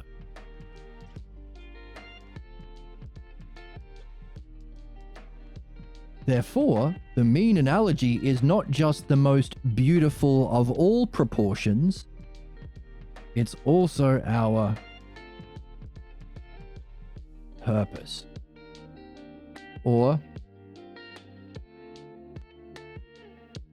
the principle of our purpose. Principle, our purpose, the Dharma, which means spiritual teaching, our ideal way of living, way of being, and there's a fancy word that we can use to bring all of those ideas together, the axiom. Our goal, our principle, what we can do at all times.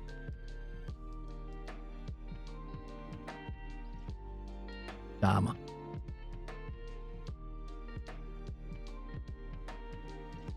Teaching of the Logos. That's interesting. So we can explore these relationships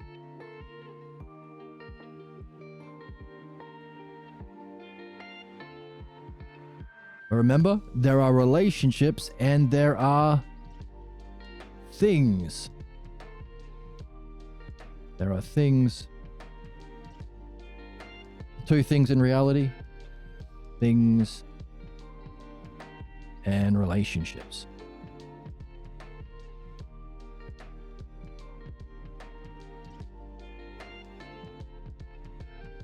So, what did we learn about what things are? Oh, there's a dude there. Go away, dude. Dude. Bitch. Go away, bitch. Just like use your brain for a second. Okay. We'll use it for a second. Because what we read recently was... Hey, when we explored those archetypal analogies, king is to subjects as shepherd is to sheep. We could also say, hey, like a doctor is to his patients, like a mechanic is to the car, like a captain is to his crewmates. And we went on to say, hang on a second, this rulership, well, there is something common among all of those sets or relationships. They are all to do with rulership. Thus, the ratios we include in the class of mastership must share things in common, and that is being a ruler. There's a ruler, king or shepherd. There are subjects to be ruled, sheep or people. There is also a knowledge of ruling, and there's a beneficial use of that knowledge to benefit not you. That's called being a grifter. Capitalist fuckheads, religious fuckheads, conservative fuckheads who are killing and murdering and extracting all the profits to benefit themselves only. All belief-based systems only enrich personally the scammers at the top. That's why every scammer, famously, there are like marketing grifters, Paul Bet Davidson and all those weirdos, and they only appeal to the right wing. Why? Because people who are progressives are people who can function through understanding. They are not conned by grifters, be they capitalist grifters. Same thing with the conservatives. They only appeal to the religious. All this abortion shit is something they just made up. Oh, it's a religious thing, actually. Because you have to fuck people over through belief. If you understand what's good, you can't be tricked into doing the bad thing. It's just that simple. So, true mastership requires having subjects, having a knowledge, and using that knowledge to benefit not you. That's why capitalism is always and will always be a sick, grotesque corruption of an unjust corruption of society, because the people who make the rules are the only ones benefiting. Same thing with religion. They get the money. They get to do all the raping and shit that they do. the Pope and the bishops and stuff. Same thing with the conservatives. In fact, we have a name for that. The religious conservative capitalist class. We call them the Epstein class.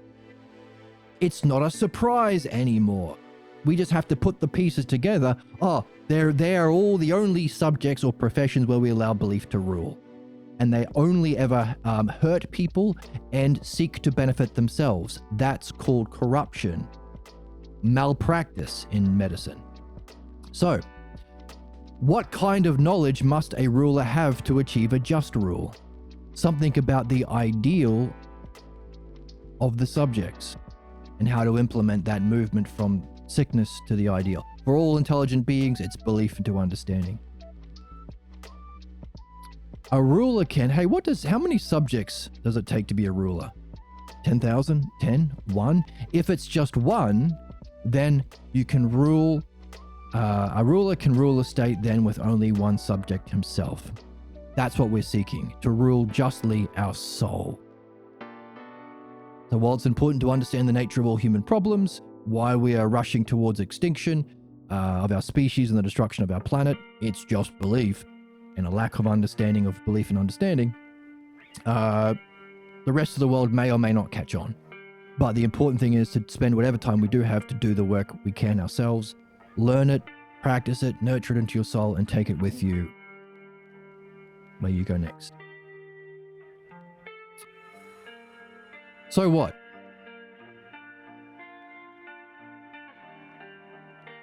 Well,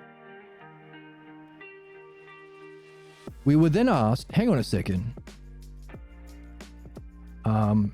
if anyone breaks any of those principles, in other words, someone is not functioning with these qualities, if someone rules without that knowledge,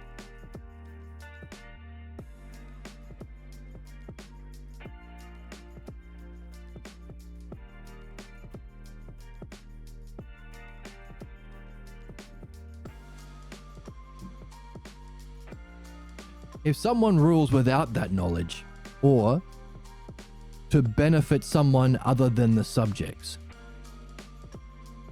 then the name ruler is being misapplied. What does that mean? Well, ruler that's what we're reading on the board, is this part here. Whoops, I'm just drawing all over it. There we go. This section here. Therefore, if they don't have the knowledge of what benefits and they're not using it to benefit the subjects only, they're not a ruler. Therefore, when we have things in relationships, the name ruler or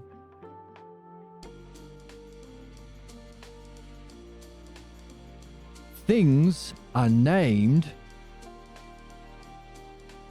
based on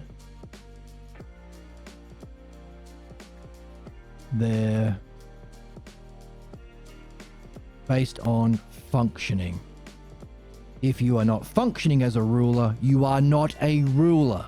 If you are not functioning as a spiritual leader, I don't give a fuck how many Mormon children you've convinced that you're Pope of American Jesus. You are not a spiritual leader because you are not functioning in that way. Any rulership of belief cannot therefore be a ruler. Why? Because belief opposes understanding. Understanding is what reaches knowledge. You need knowledge to rule. And of course, the next step, they're not even using it to benefit. Why do they only harm people? Why hasn't no capitalist or conservative or religious figure stopped fucking war, or stopped genocide, or stopped starvation, or given food and housing to everyone? Why is it that they only ever do bad things? Now we've understood. Belief, the functioning of belief. Therefore, you can call yourself president, you can Trump, or you can call yourself leader of the Jews, but if you are only functioning with belief and you're only doing harm, you are not a president. You are a grifter, a fascist, a scammer, a con artist. Any of those words might be applied, but not ruler. Therefore, and of course, this is especially essential because when we discover we have been accepting a kind of belief-based rulership that has been blocking our development since childhood, we have to use this understanding along with our courage and integrity to find our own teacher of our own beliefs and say, you weren't functioning as a parent in this scene. You are functioning as a fake guru. You were X, Y, and Z. It's going to be different for every person, but the principle that is the same is the name is based on how they were functioning. Doesn't matter if Hitler called himself parent to his kids. Doesn't make him a wise, just parent, does it? Now, you can ask the question, well, where did your parents get theirs from? Oh, their parents. Imitation of imitation of imitation of imitation.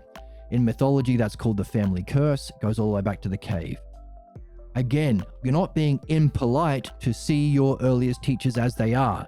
You are being good and kind to yourself, and you are doing your intended functioning.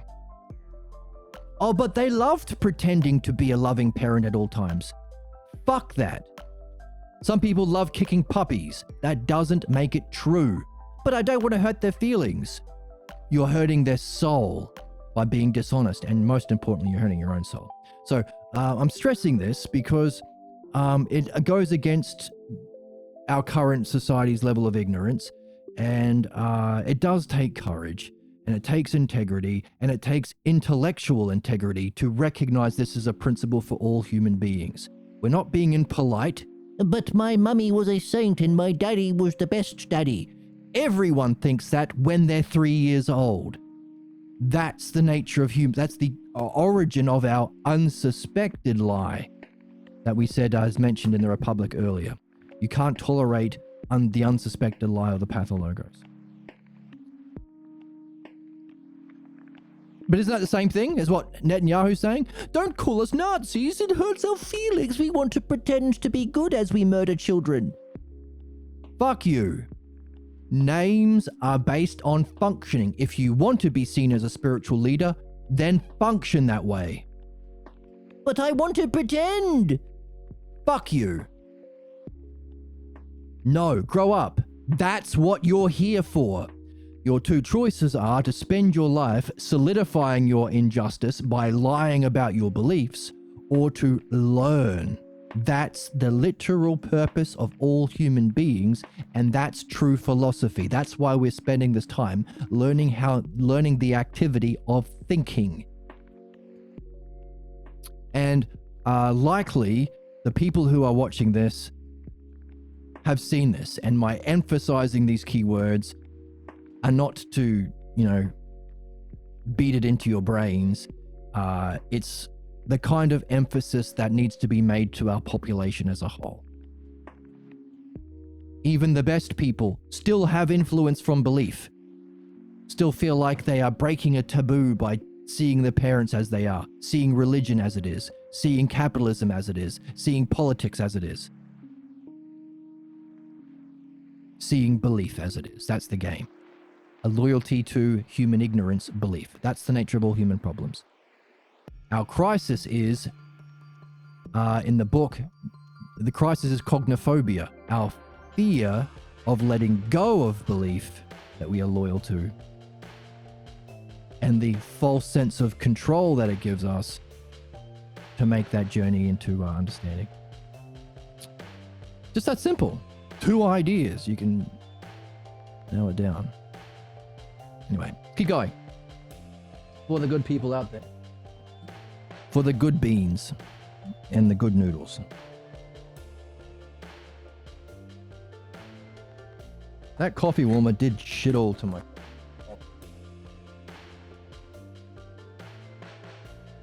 This coffee warmer's garbage.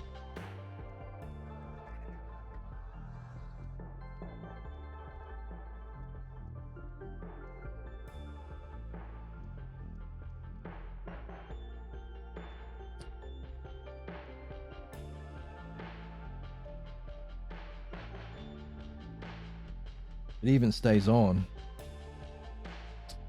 I'm gonna have to upgrade my coffee warmer one day. It's garbage. Right, so things are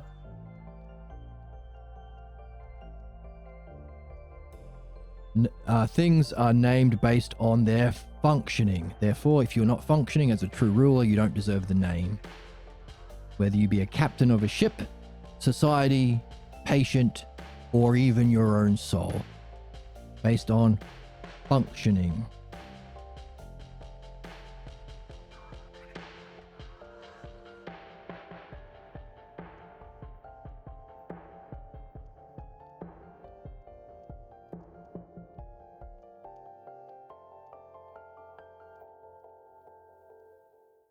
Bringing us to where we are in the book.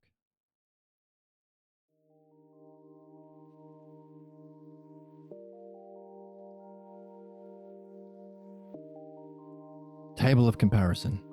Oh, and by the way, yes, the book did say, and you can use this understanding to unpack the analogy of. Oh, okay. Let's finish it up. So you know how we said we can take any of these sets, pull any of them out.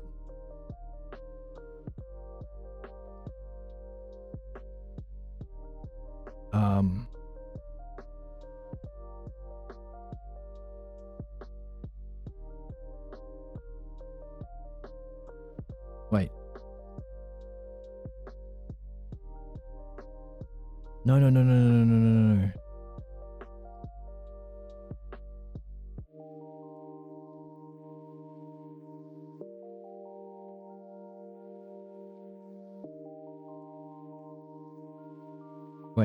Wait.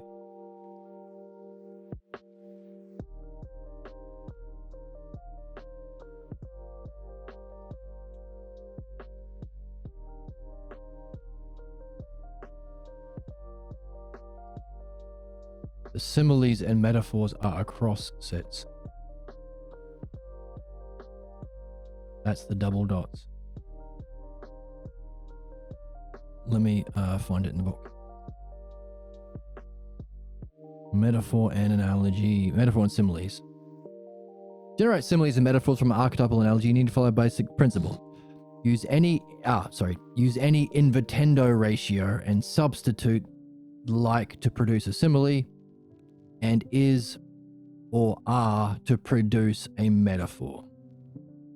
So it's the invertendo. So it is across. You're reaching across. That's what invertendo is.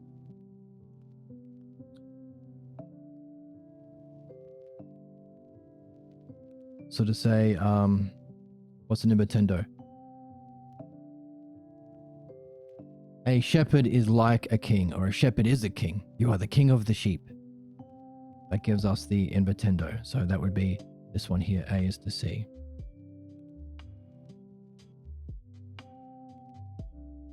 Invertendo.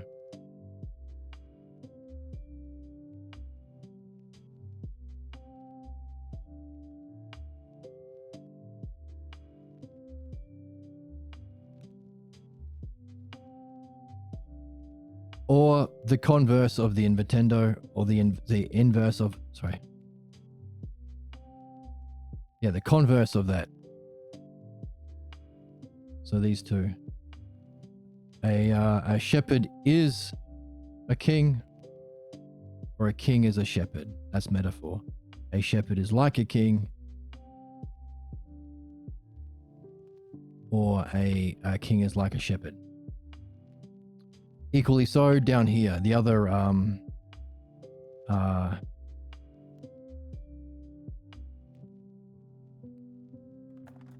ones, which is the antecedent. So a sheep is like a subject, or a subject is like a sheep. So these give us our similes or metaphors.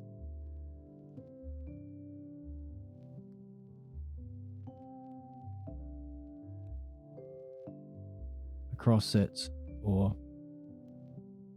invertendos.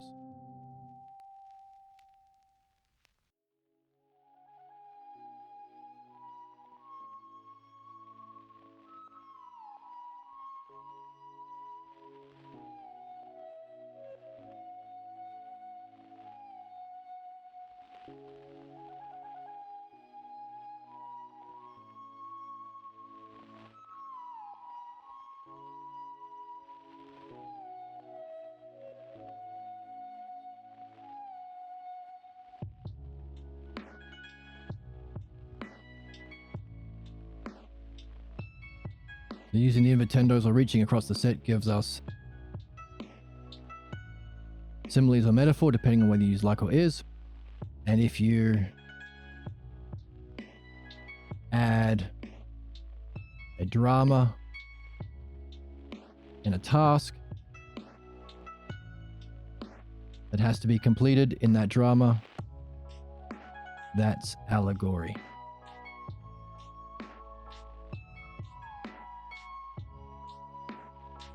All right, so what? Well, okay.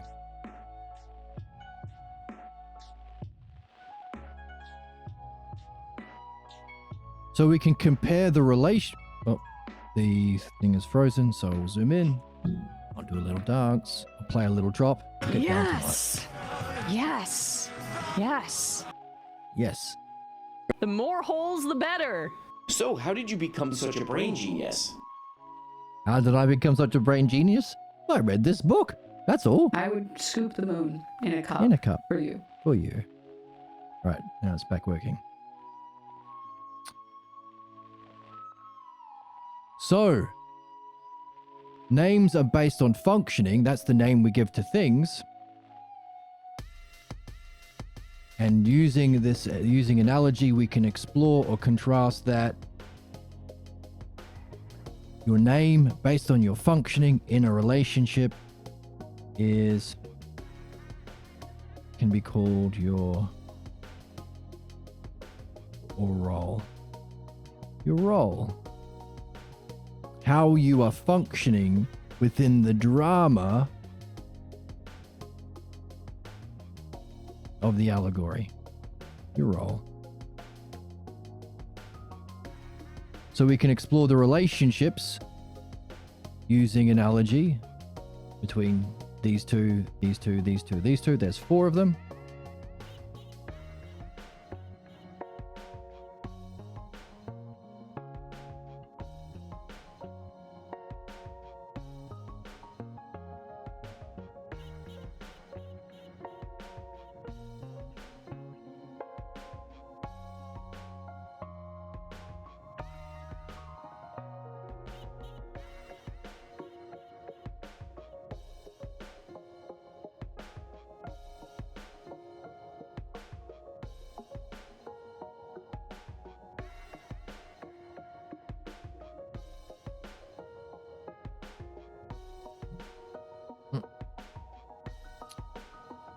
But we could also explore the role.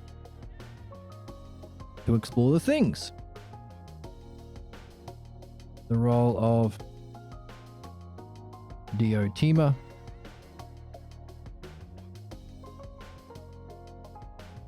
Oops. Diotima, who is in the role of a teacher. How well is Diotima the teacher?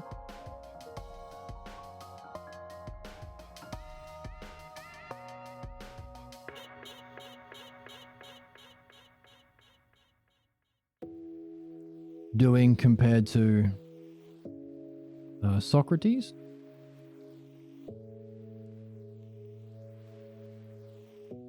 The teacher?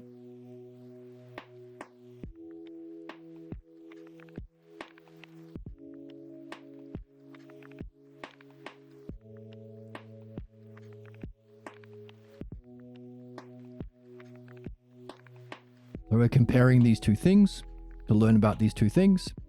Just as we can contrast antecedent and consequent to explore the relationships. Let's write that in just in case we don't know.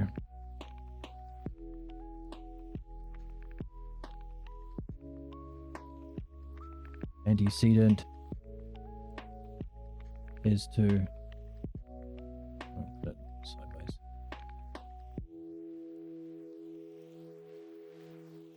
Antecedent is to double dots. Ah, it's not going to fit, is it?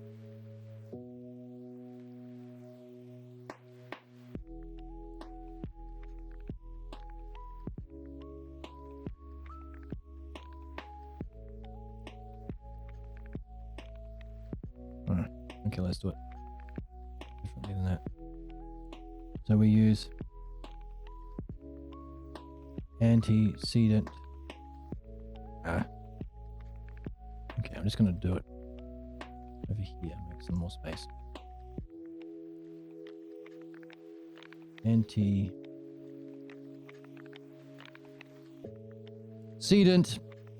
is to the consequent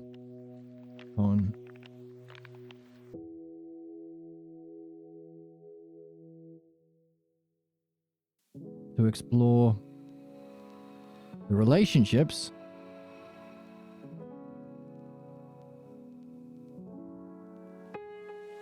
but also we could explore the role, allowing us to use mean analogy to explore things and relationships. But it's important to recognize things are things based on their functioning. That's the name we give to things. The name, of course, unifies it in understanding. Put a name on something, you've given it a term, unified its pieces. So we could explore the role of Diotima in relation to Socrates as teachers. We have the role of Socrates, the teacher. How is he doing as a teacher compared to how he was doing as a student?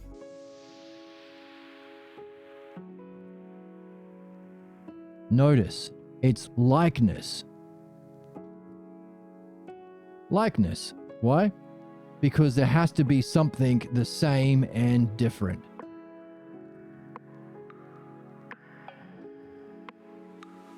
Same. There has to be some sameness. And some difference.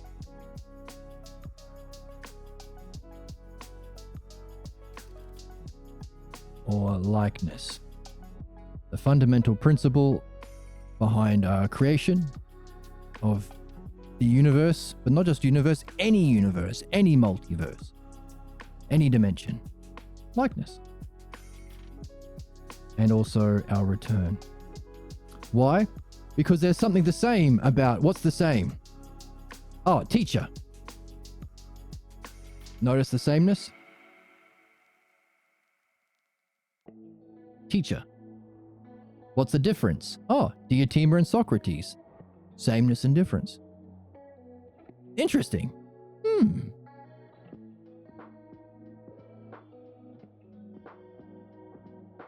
Just as a shepherd is to a sheep has some sameness between king and subjects in the relationship. But they're not identical. It's likeness. There's some differences. Sameness and difference.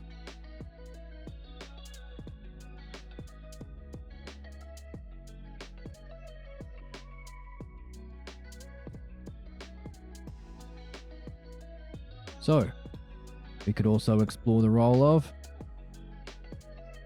or the thing. What's the thing doing?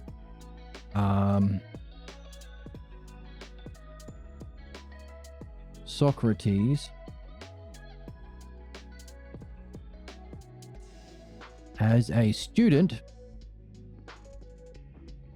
we can compare that. How's Agathon doing as a student? As good as Socrates? Not as good? Some same, some different? They are the same in that they're students, but they're different in how well they did. How well did they master the Logos? Socrates mastered the Logos to the point where he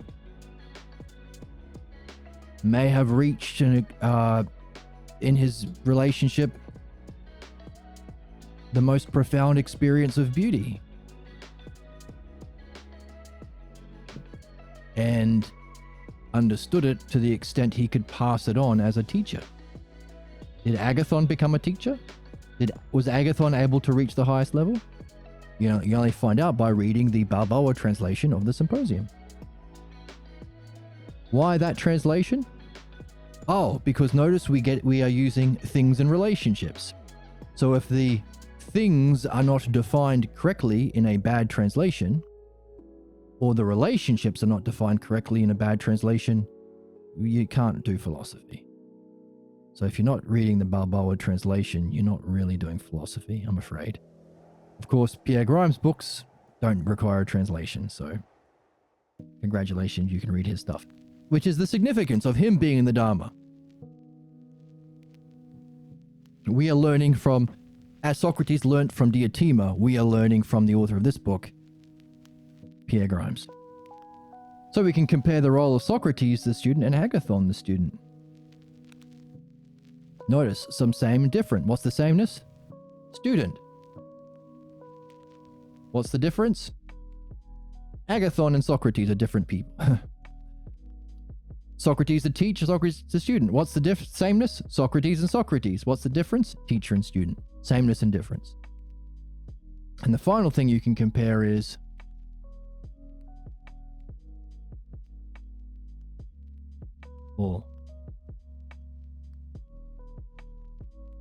not the role, but the gap. We'll put this in a different color, shall we? The gap. The gap between Diotima and Agathon.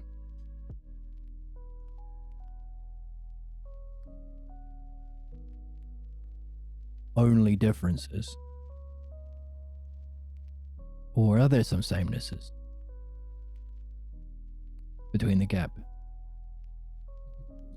Will really depend on how well Agathon goes. I mean, he's participating in the same Dharma. It's the same logos, which is why this isn't belief. This is why when we say, oh, this is the meaning of life, we don't mean, well, it's my belief that it's the meaning of life. It's my religion. No, it's understanding. It's the same Dharma. Now, Socrates might be a lesser or greater or different teacher compared to Diotima, but it's the same logos. Oh, thumbs up. Thumbs up, actually. There we go. I would scoop the moon in a. It's just getting hornier as it keeps going on. No, Emma, not Well, really. we still eat bananas. You do eat bananas. Goon That's goon. true. No, not for gooning. I love this guy. Thank you. So we can explore that gap. There is a gap. There is a gap. The extreme terms, A and C, they never touch. Diotima doesn't touch Agathon unless through the logos. And maybe if Agathon one day passes on the Dhamma himself. So we can use an analogy to explore relationships and roles, or things and relationships. So those are the 8 kinds of things you can compare in mean analogy compared to the 8 kind of relationships you can compare in the archetypal analogy.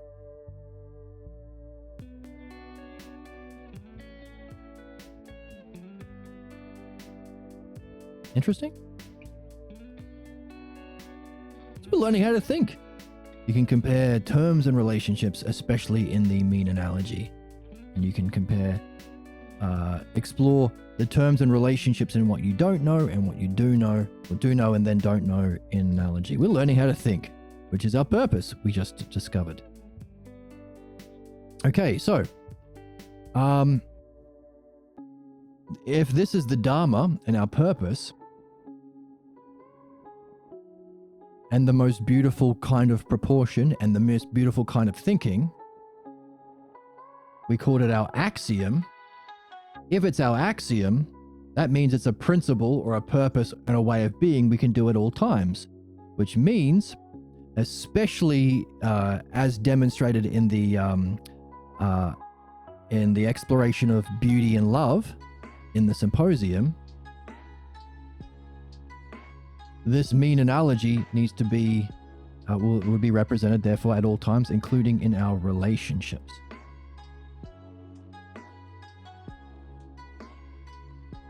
Our relationships. Therefore,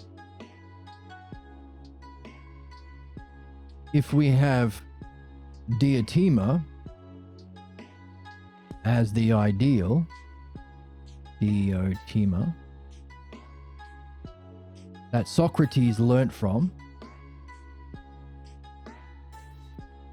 but is seeking to be like himself when he passes on the Dharma and becomes a teacher too, could you say that therefore Socrates relates to Agathon in a kind of relationship, and both of them ultimately have a shared ideal? So we have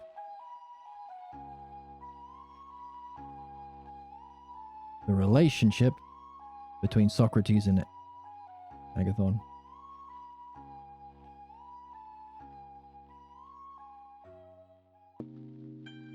Different role that they play between each other, and they're seeking a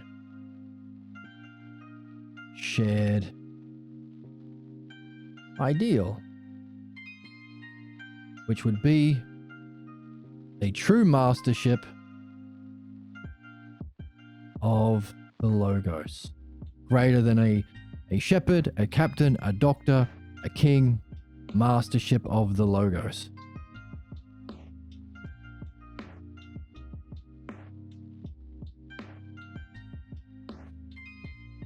Therefore, we can understand all human relationships are based on imitation. Who you're attracted to is based on an imitation or belief about what's beautiful and loving. The roles you play, as your mother related to your father, so too you will relate to your partner, or vice versa. When you can even trace that back to your grandparents, and so on and so on, where your parents copied from them.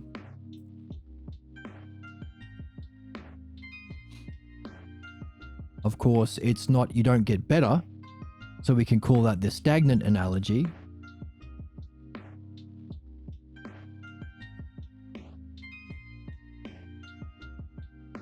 In belief,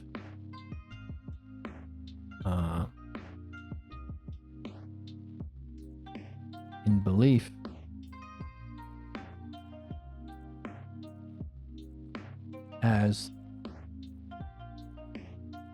the parent related to the child, as the demonstration of beauty or love.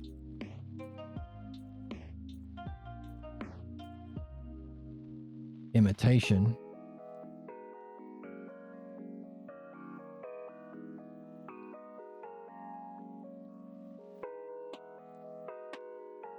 via the relationship of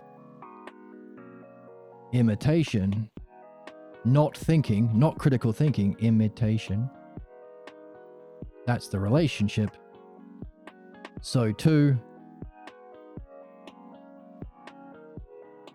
you seek to play out a similar idea of what it means to be loving or strong or knowing with your partner. And of course, you can switch roles. You can fight about who wants to do the parent or child role. Therefore, we call that the stagnant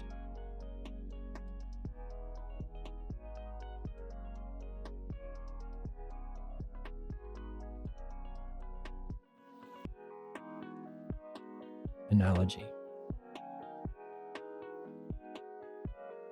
which is the root of all human problems. Why? Because you only have two options: this belief, imitation, or understanding.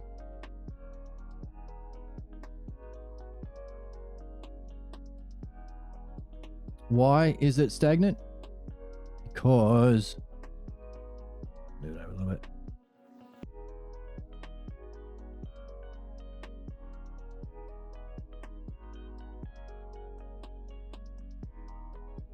because we've got A is to B, and because you are imitating it, you haven't learned anything, you haven't developed a mastership, you haven't added your own difference or spin or added to the tradition. You are imitating mindlessly. A is to B as A is to B. Stagnant, redundant. Therefore, we can even use analogy in its distortion to understand with just two terms the root cause of all human problems. Therefore, we want to understand our true relationship, our ideal relationship, our true or ideal relationship. Must therefore be based on understanding, or not love of imitation or love of belief,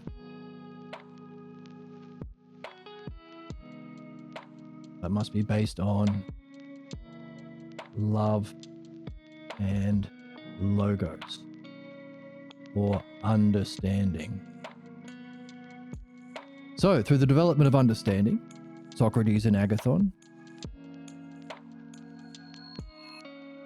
can, in this symposium, seek a shared ideal to be like Diotima. Oi! Welcome, Baneful Boon. I hope you're having a lovely day. I hope this stream is a boon to your day.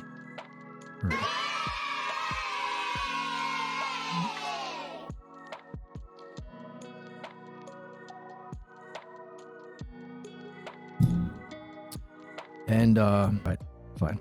So, therefore, the relationship that we seek to avoid is one based on belief and imitation, and the one we seek to reach ourselves would be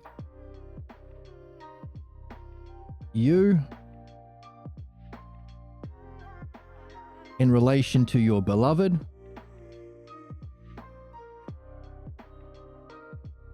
this relationship we saw must contain love and logos, or love and understanding. Love and logos sounds good.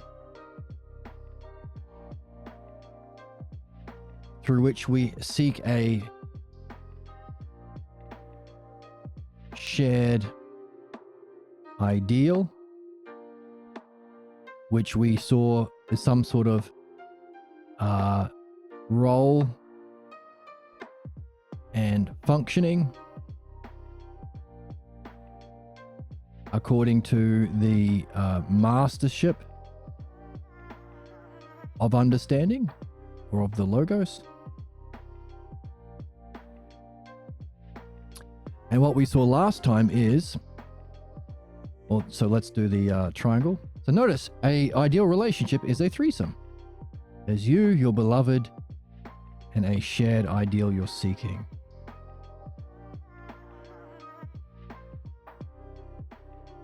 See?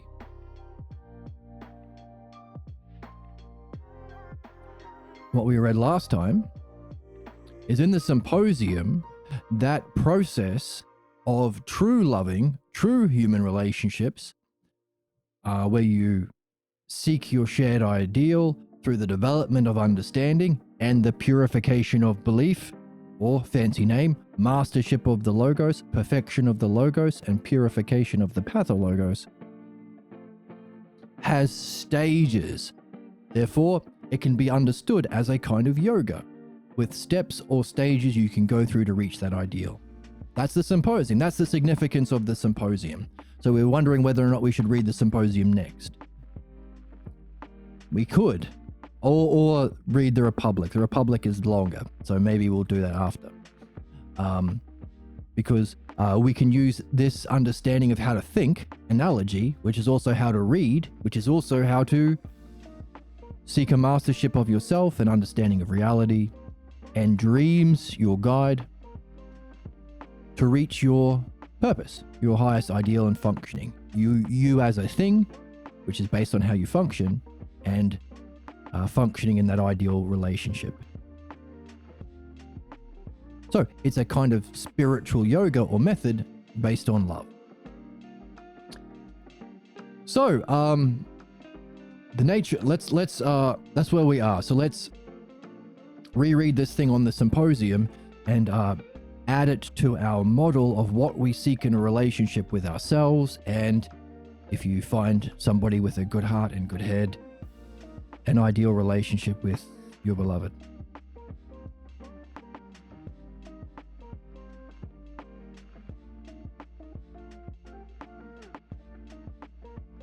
So, in the symposium, Plenty passes out on nectar. Plenty is in the with the gods, in the celebration of the birth of beauty, Aphrodite. It's Aphrodite's birthday party.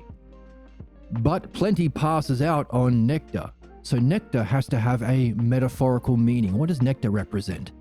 That's part of reading. That's an analogy. That's a metaphor. Poverty seduces him and conceives love. What kind of woman must poverty be to seduce Plenty, who's unconscious? How clever must she be to get the man that she needs or she wants? Someone who has himself reached that celebration with the gods. But she does so well that she can conceive a child with him even though he's passed out. Poverty must have some skill. How could that be similar to what takes place in the symposium? By the way, did Socrates pass out before arriving at the house of Agathon? Exactly, clever girl. Clever girl. So we have to read it to find out. If you like puzzles of this kind, you are taking on the task of treating Plato's myths as analogies. Good thing we've done all this work on learning how to think through analogy today. You're taking Plato's myths as analogies, which can provide you with an additional level of meaning for these dialogues.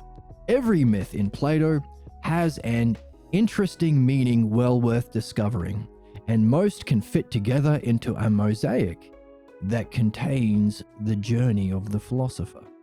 We talked about the Republic, the Symposium. We might be able to find analogies as we go through all of Socrates' dialogues and create a full picture. Before leaving this subject, let me ask, what significance have you discovered in Diotima's remarks? So we can, as we read the Symposium, we can go back to these questions afterwards. So let's do it now a little bit. What significance have you discovered in Diotima's remark to Socrates that the children of a philosophical relationship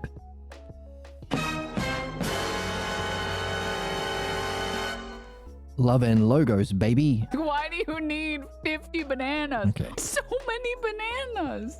So many bananas. Do a poggers. Do a poggers for this This is why I relationship. love this channel, man. Exactly. Thank you. Off the perky, call me Kirky. Perky. Call us all Kirky.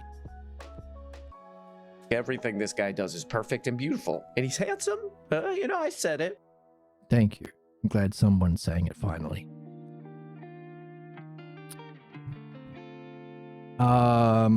Right, so the children of this philosophical relationship can be said to rival not only the poets, but Homer and Hesiod, the greatest and most, the poets that are the greatest poets, but also that the people consider better, most understand the divine and the nature of reality and the purpose of man.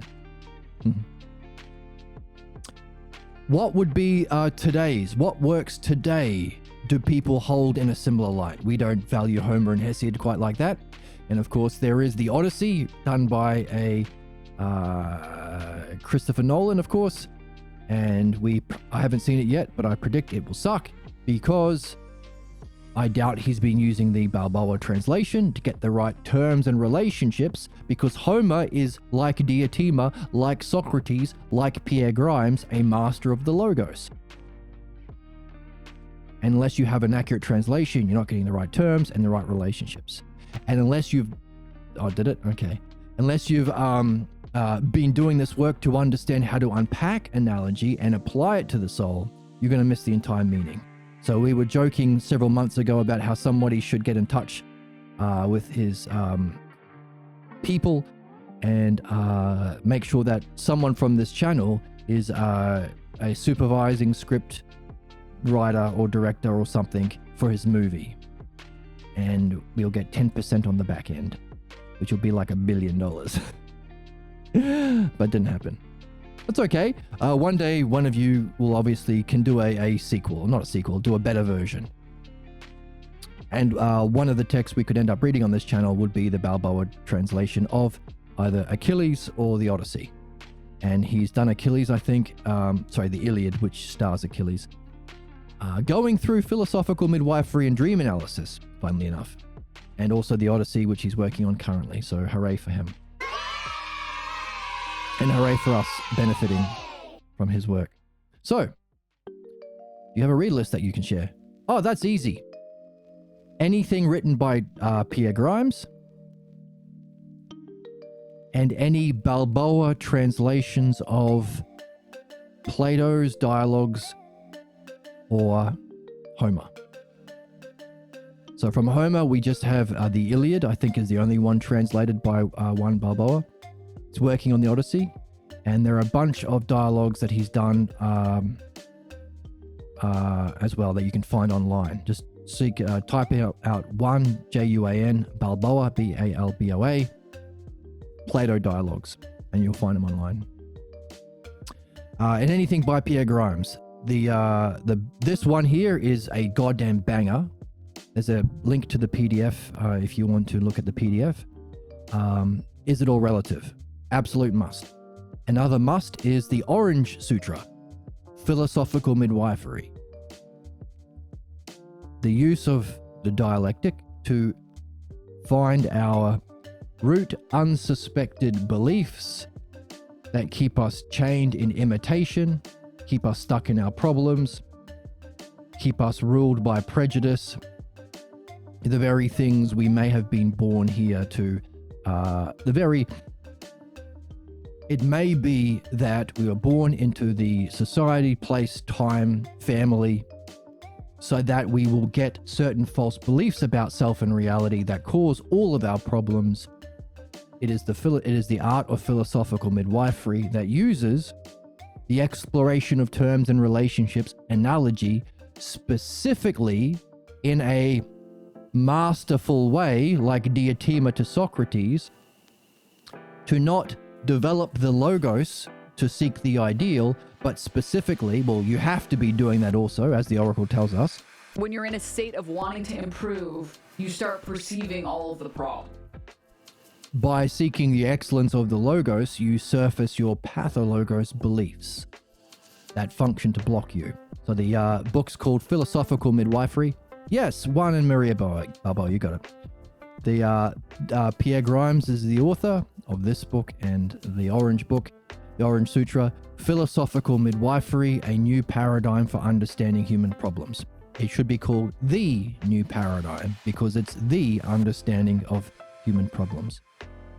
And if you are that way inclined, there is it's the only form of psychotherapy that's been empirically validated. The validation studies is in the back half of it. But it's understanding how to use dialectic and analogy to understand and remove your problems. So that's a must. We've gone through about 4 or 5 chapters together on the channel. So if you go to our YouTube channel, you can find a playlist where we read it, carefully. And then we took a break to read some Plato, but we might go back to the Orange book, or we might go back to the Symposium after we finish this. I haven't decided yet. So there are a very few masters of the logos who've written stuff down. Balboa translation of Homer, Balboa translation of Plato, and anything by Pierre Grimes. So, good thing you don't have to read every book ever written to collect everyone's stupid beliefs and opinions. You can understand the whole thing. And then if you want to, you can use your understanding of the nature of belief and understanding, the nature of the logos and pathologos, to judge how well other people did. How well did Jesus do? How well did Kant do? How well did Buddha do? Where did they fall down? What level of development of the logos did they reach, and what influence did their pathologos have on them?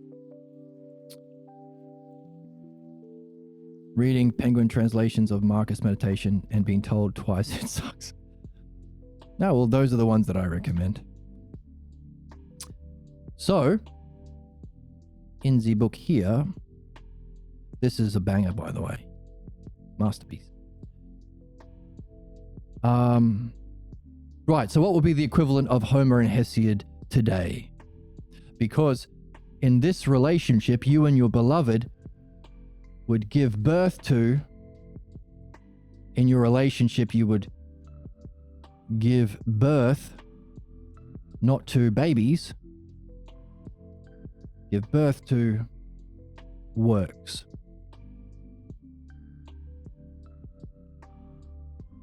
Works that would rival Homer and Hesiod, the greatest poets and our spiritual texts of the day. That's not how you spell Hesiod. IOD. Or what and what? What would be the modern day equivalent of these two dudes? Again, what does it mean if the nature of reality is such that only the mind, not your physical peepers and sniffer and hear and listener, are your physical senses that can perceive physical things that you can imitate and derive belief from? But all of this work that we've been doing about analogy, likeness, sameness, difference, beauty, is all about mind. Now, everything we just described applies to everything in the physical world. Shepherds and sheep and captains and doctors. Likeness, everything you see has some sameness and difference. This stuffy is the same, is like this stuffy in that they have some sameness. They're both cute. They're different because this one has a flipper. So everything that we perceive participates in those things that we've been using today, the elements of understanding. But they themselves can only be perceived directly through the mind. Therefore, what would it mean if there was some relationship between, if the nature of reality is such that only the mind can see it, encounter it, which we call nous, or knowledge, or the enlightenment experience, or ousia, turning around and seeing mind itself. Now, I'm using a physical gesture, but that's redundant. It's not physical. It's all of reality, all at once. All of time, outside of time. Or all sameness and difference. All likeness and unlikeness. All of these terms that we've been talking about are all qualities. So it's beauty and justice and sameness and difference are all of the aspects of this experience. Which is why it can be an object of love, because beauty is one of those things. Thus, the myth in the symposium. As you seek beauty, you're seeking the same experience. Mind. What would it mean if there was some relationship between mind and reality? Is beauty an idea, capital I, eidos? But an idea of beauty, with a little I, is merely a thought or concept. So we're talking about it as having an existence beyond the physical world, transpersonal. It applies to everyone. You don't have to siphon it off and say, only we believers, only the MAGA can get it, only the capitalists can get it, only the whites can get it. Nope, it's beyond. Therefore, it can be a shared ideal and experience for both you and your beloved. So it's not a thought or a concept. Again, one of the great betrayals of philosophy is translating this word eidos as forms. Even worse than calling it a thought or concept is calling it a form. Plato's forms. The word is Plato's eidos. or not Plato's, the eidos. Forms is even worse, it's more physical.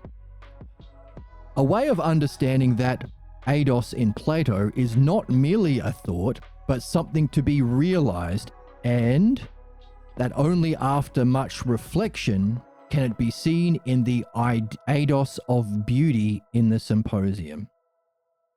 So, as we reflect on the symposium, and as we reflect on our peak experiences with our beloved, we can discern those qualities and those aspects that we use for understanding.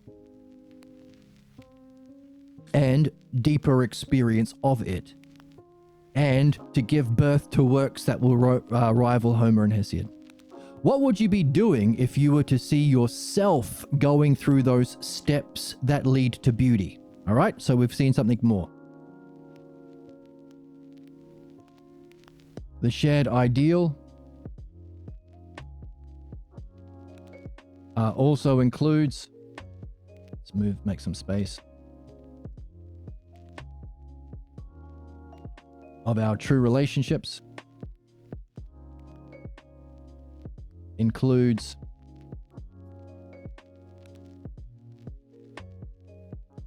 some direct, what was the word in the text?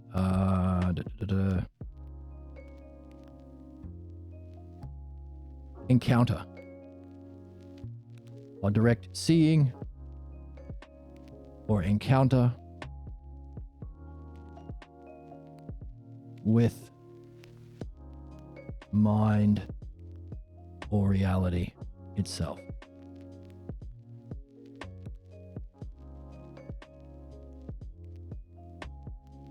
And the experience is one thing, but in the afterglow of that experience, some people say aftercare, but the better word for aftercare is, well, I guess that's a great word.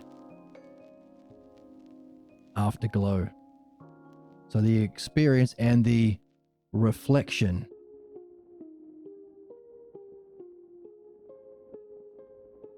upon that experience or encounter or seeing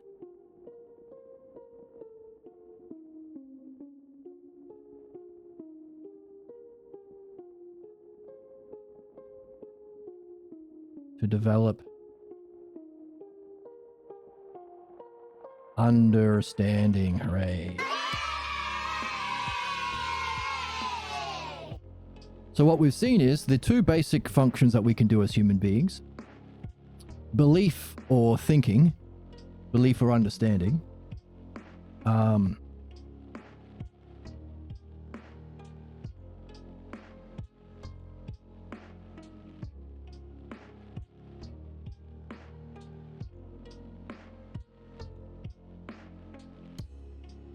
Let's say, instead of saying that one functions through imitation and one functions through critical thinking, that's fair, that's fair.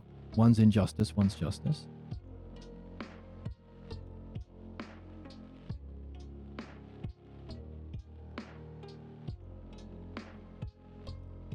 Belief seems to have its source in color. Its source in physical appearance. Physical, physical appearance.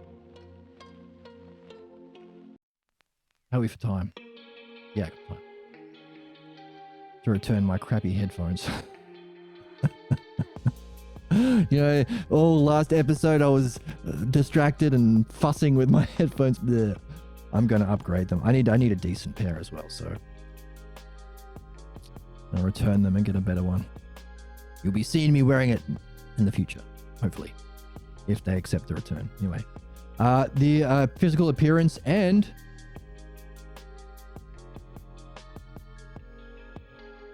understanding is derived from mind or reality or the realm of being, or the realm of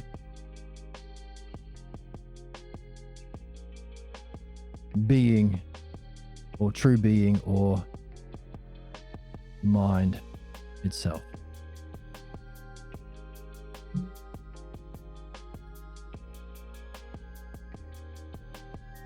No, we won't use the word being because being wasn't introduced. We'll use the word reality because that's part of reading. It has to be in the book. Reality or mind itself. So we must have had some encounter of it in either in a previous reincarnation or between reincarnations, or maybe at other moments, perhaps when dreaming, who knows, for us to be able to function rationally and even have this discussion. To engage in ousia, self-reflection, is a quality of mind. To be able to do so with reason, to discover the activity of reasoning, analogy, are all derived from this peak experience. So our intelligence is in some way a shared participation in mind itself. Our job is to perfect our thinking and intelligence and our functioning through it by returning to that source of intelligence. Through this ideal relationship where you're not doing the belief one, the shitty one, where you're sad,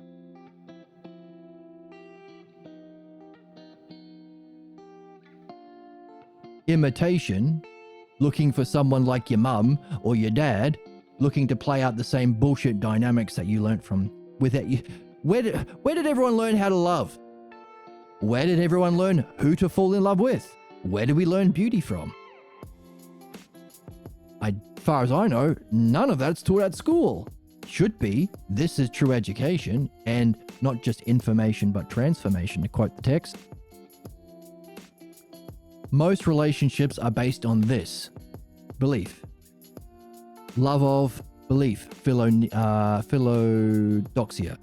And debating your beliefs. Conflict. Philonikos. True relationships are based on understanding or love and logos. You give birth to works that rival Homer and Hesiod. You have a third person in your relationship, a shared ideal. That is some sort of role, yourself, or as your thing, to be yourself and function. I'm not going to use the word role here. I'm going to use the word to be. To know and show yourself, to be and function through some mastership of the logos. And now we've just added that involves a direct seeing or encounter with mind or reality itself. So mind experiencing reality and reflection on that experience in this way to develop understanding. Says this book, which is why it's a fucking banger and everyone needs to read it. Everyone. So, what would you be doing if you were to see yourself going through those steps that lead to beauty? Oh, okay, so let's... That direct encounter or seeing of reality itself is also beauty.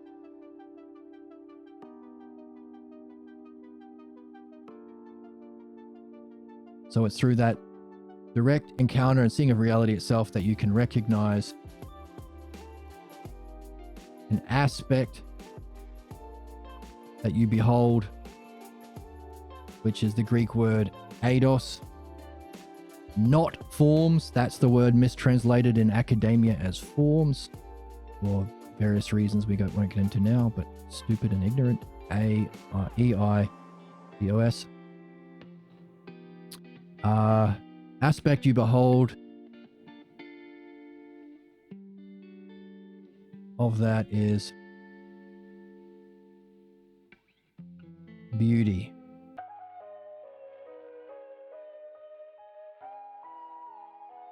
itself. So, interesting. Maybe your beloved reminds you of beauty. Beauty of the mind, even. Could you use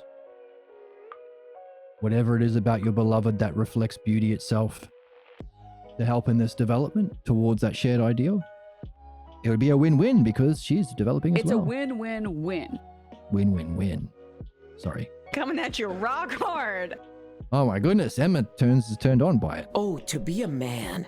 Honorable. Filled with honor. And he is walking honor. that talk, man. Oh my goodness, me? Come on, baby. Okay. Come on, baby. All right. Enough of that nonsense. Let's go back.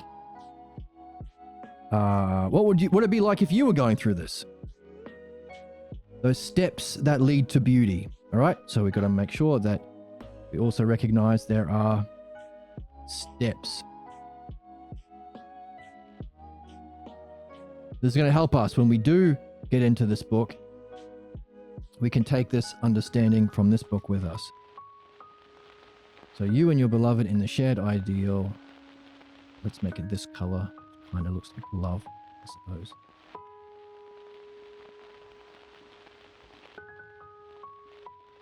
There are steps within that development. The first step is ordering me a better coffee warmer because this one's garbage. Bleh. Lukewarm coffee. Bleh. To lukewarm coffee, I say. Dumbass. Oh my goodness. Because woman. Yes, she is a woman. Look at this broad. Yes, she is a fraud. You're gay if you don't give me everything that's in your wallet right now. Hey, no, don't try This and guy rob needs me. a soundboard.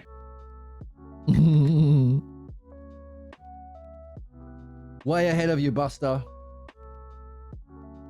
You also need a better coffee warmer thing. All right, there's steps. I've been streaming for 3 hours. I'm getting delirious. But let's nail this down. Good episode today. Fucking banger episode today. What would you be doing? Like, what would you be actually doing? Can you imagine it? If you were to follow those steps that lead to beauty, notice capital B. Capital B.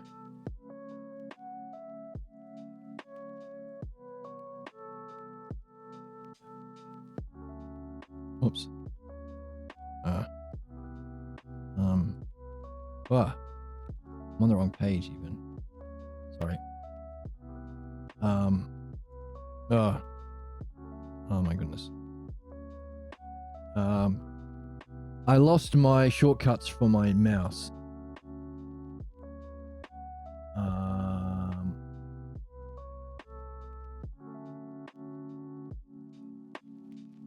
5. Shift button 5 or shift button 1. Shift flower 1. There we go. So capital B. Capital B lets us know that we're talking about the beauty itself. One of those ADOS.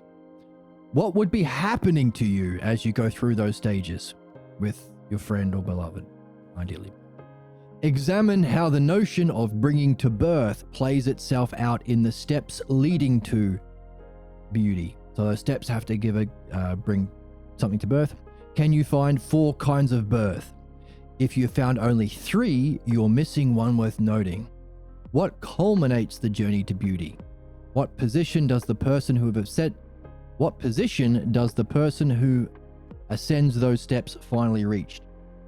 Fuck me. What position does the person who ascends those steps finally reach, is what it says. So, I've got a bunch of questions about what you get when you reach that shared ideal, what your position would be, or what your role or functioning would be. But we also saw that there are 4 steps. So we could go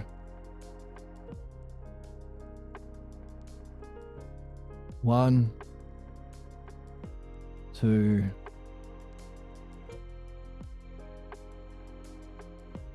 3, and then 4.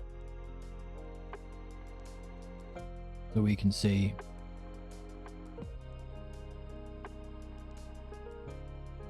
as you reach that ideal with your beloved, the symposium outlines 4 steps to reach that enlightenment experience, each of which gives birth to 4 kinds of birth. 4 kinds of birth. Now, you did say you'll give birth to works that rival Homer and Hesiod. What stage do you give birth to those sorts of works? And what's the highest kind?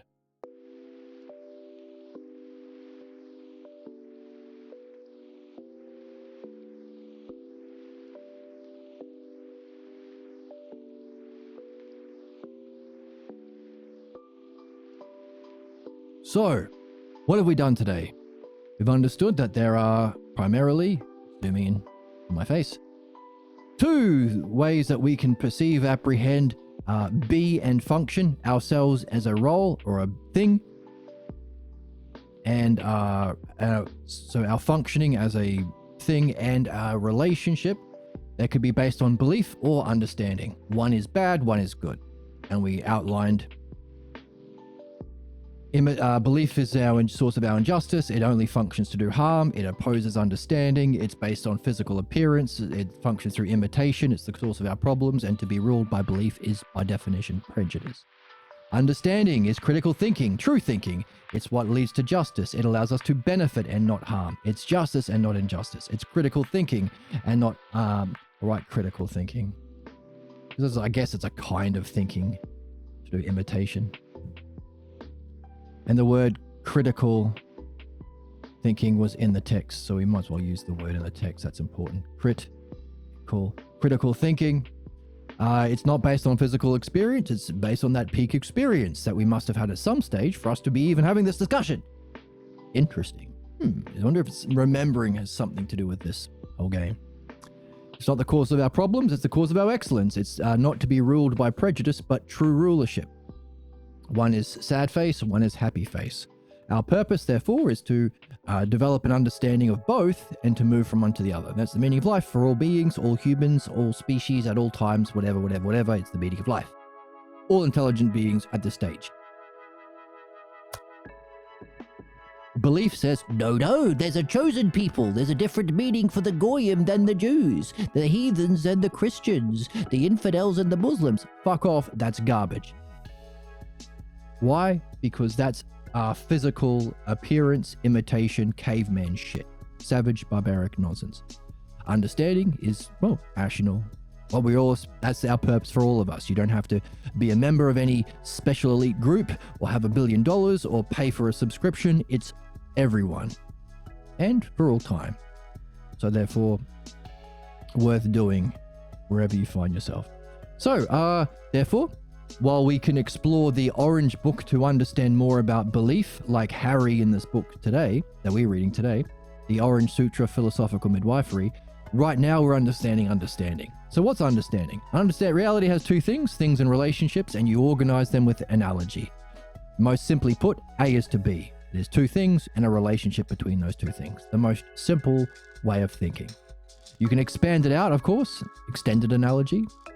And you can not only understand what you do know, the antecedent, but you can use that to infer theories about what you don't know to help you move into it. That's the consequent. You know about shepherds, but what's it like to be a ruler or a king? You know about kings, what's it like to be a philosopher?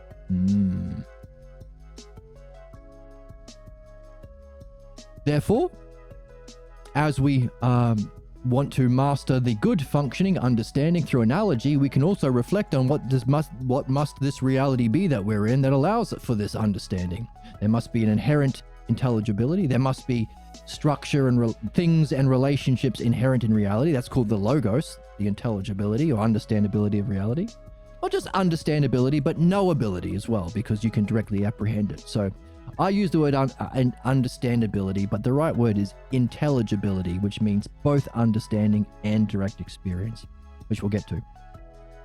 We also learned that for there to be analogy, there has to be, as above, kings and subjects, so below. That means that creation is an unfolding of likeness, which means there is something the same about what is created, but some difference for it to be a different thing. And that's the lower levels of creation that unfold from the source. That's also what and that's not how you spell likeness. We also learned how to spell likeness today. Off the perky, call me Kirky. Yes. Off the perky, I will call you Kirky. That's funny. That's kind of funny. Oh, to be a man. Honorable. This is why I love this channel, man. So we learned about the fundamental principle of reality. Likeness is what is creation and our return. Interesting. All that from a simple A is to B is C is to D. Wow. Aren't we wonderful creatures? I don't know. Aren't we? Come on, baby. No, come on, baby. I want to see the gorilla packing. Oh my goodness. Okay. Goodness. Goons of gooners. So, that's the archetypal analogy. What can we do with it? Well, we unpacked it and we said, well, actually, you can explore 8 kinds of fundamental relationships. Make 8 sorts of comparisons from what you know into what you don't know. You know shepherd is to sheep, or you can learn about king is to subjects. You know about king is to subjects. Maybe you grew up in a castle. You can learn about becoming a farmer. And you can write a great isekai anime about that or something. And we can use this square to explore what relationships you can, and also the diagonals are not possible. So there's 8 things you can explore to understand these relationships. When we are reaching across the aisle in Vertendo, say, hey, a shepherd is like a king, or a shepherd is a king. That's how we create analogies. Sorry, how we create metaphors. A shepherd, you are the king of those sheep. You are, you is. Or you're like the king of those sheep. Simile or metaphor. When we use those similes and metaphors, we use one lesser set or antecedent to explore a higher idea that we are moving into spiritually with some sort of drama or task that the shepherd has to unfold. That's called allegory. And the example from the text is, as a man leaves a cave of shadows into the outside world, so too we move from belief into understanding and knowing in true mastership. So the very thing we've been learning, maybe we can find in the cave and outer world analogy or allegory of the cave and the outer world, upper world in Book 7 of Plato's Republic. There's elements of beauty that we could see when we organized it like this, but there's an even more simple way of doing an analogy, which happens to be our purpose. Why? Because you play 2 roles. You are a student and then you pass it on. Therefore, while belief is all about division, there is a single logos unfolding in creation. So too, there is a single logos unfolding in true mastery and teaching.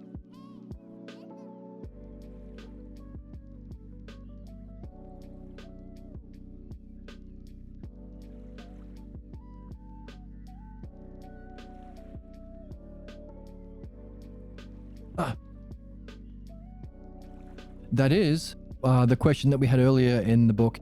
Are we learning understanding something, or are we learning understanding without a specific object? We're learning understanding itself.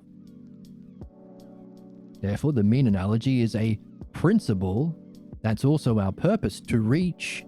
We're also passing on the Dharma. It's also our ideal way of being that we can live according to as at all times, an axiom that we can live according to.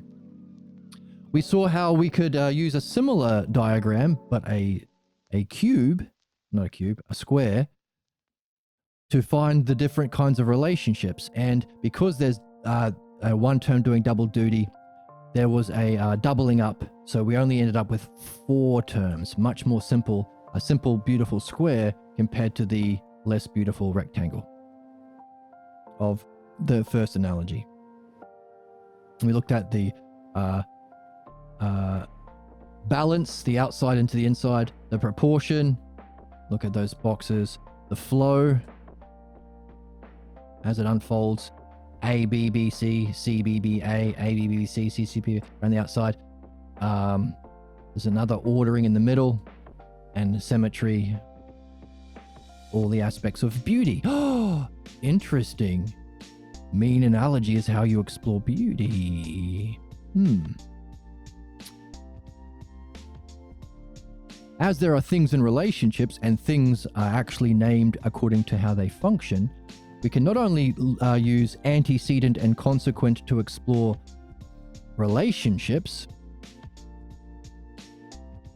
these guys here, dunk, dunk, dunk, those four, we can also compare the things themselves, so long as there's sameness and difference.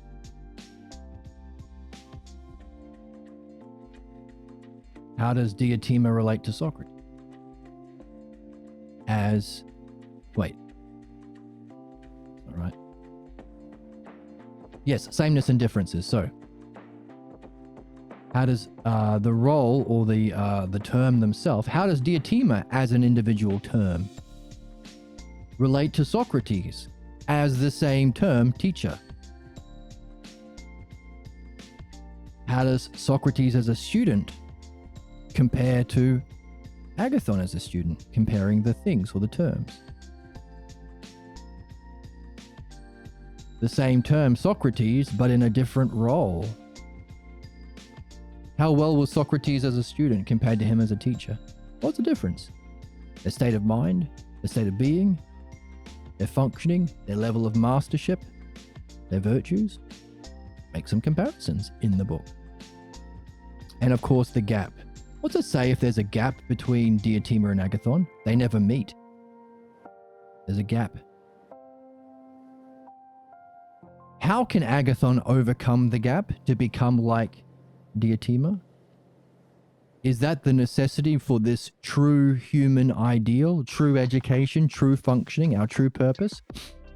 Does us learning from the book and then sharing it with our friends allow someone who will never meet Diotima like Agathon, through that mean analogy, does it allow them to reach their ideal?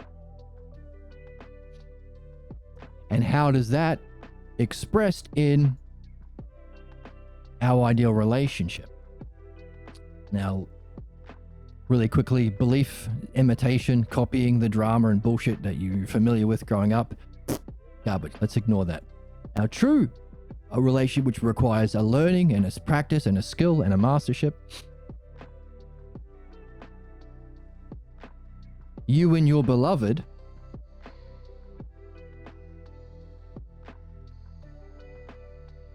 based on not beliefs and imitation, the other thing. There's only two options. You're either in a shitty relationship or this one. Now, of course, there's various degrees of shittiness, and you might have some development of understanding and conversation and learning and stuff, even in a fundamentally belief-based one. But this is the difference, the two kinds. So if you are relating to your beloved in a way where you explore the logos and love, what's that? The symposium.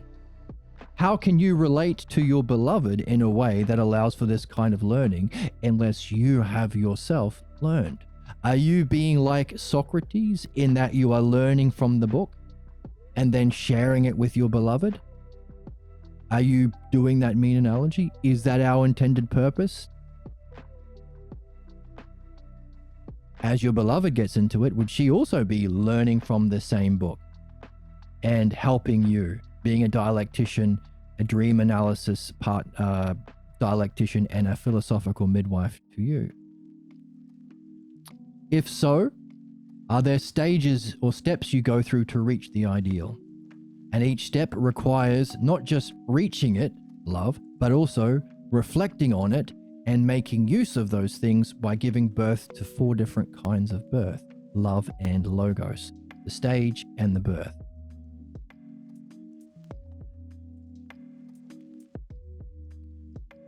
As you reach a shared ideal, that shared ideal is something towards term and relationship, your being and functioning, that would be that true mastership. And it involves a direct seeing or encounter with reality itself, which can only be perceived through mind.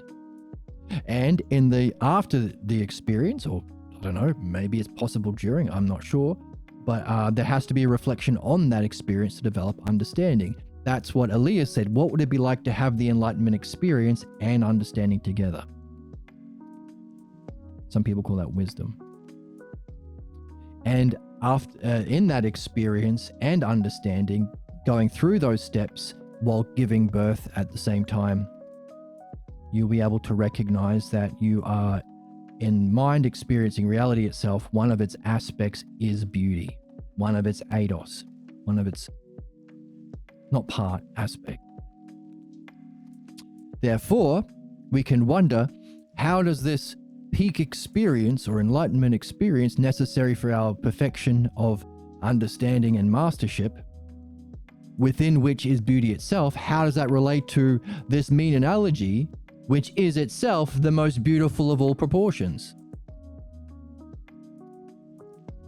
Does becoming familiar with this help us to reflect on and recognize something even in that peak experience?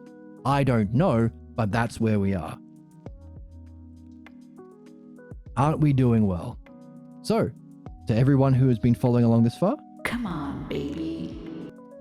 come on, baby. And also, Coming at you rock hard. oh my goodness, I didn't mean that. That's bad. Shut up for a second, please.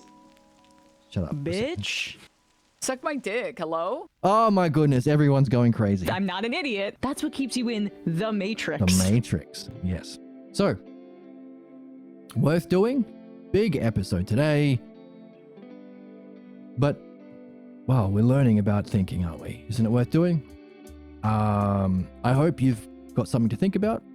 By the way, everything you've been learning today, find a way of applying it to your dreams tonight or the dreams that you recorded last night. Because, once again, is the dream maker functioning with a kind of mastership? If so, will it be presenting metaphors, the furniture of your dream? Similes, the states of mind of your dream? What is it like to feel that? And also, is there a drama or a task involved that you may or may not reach? Is there an allegory?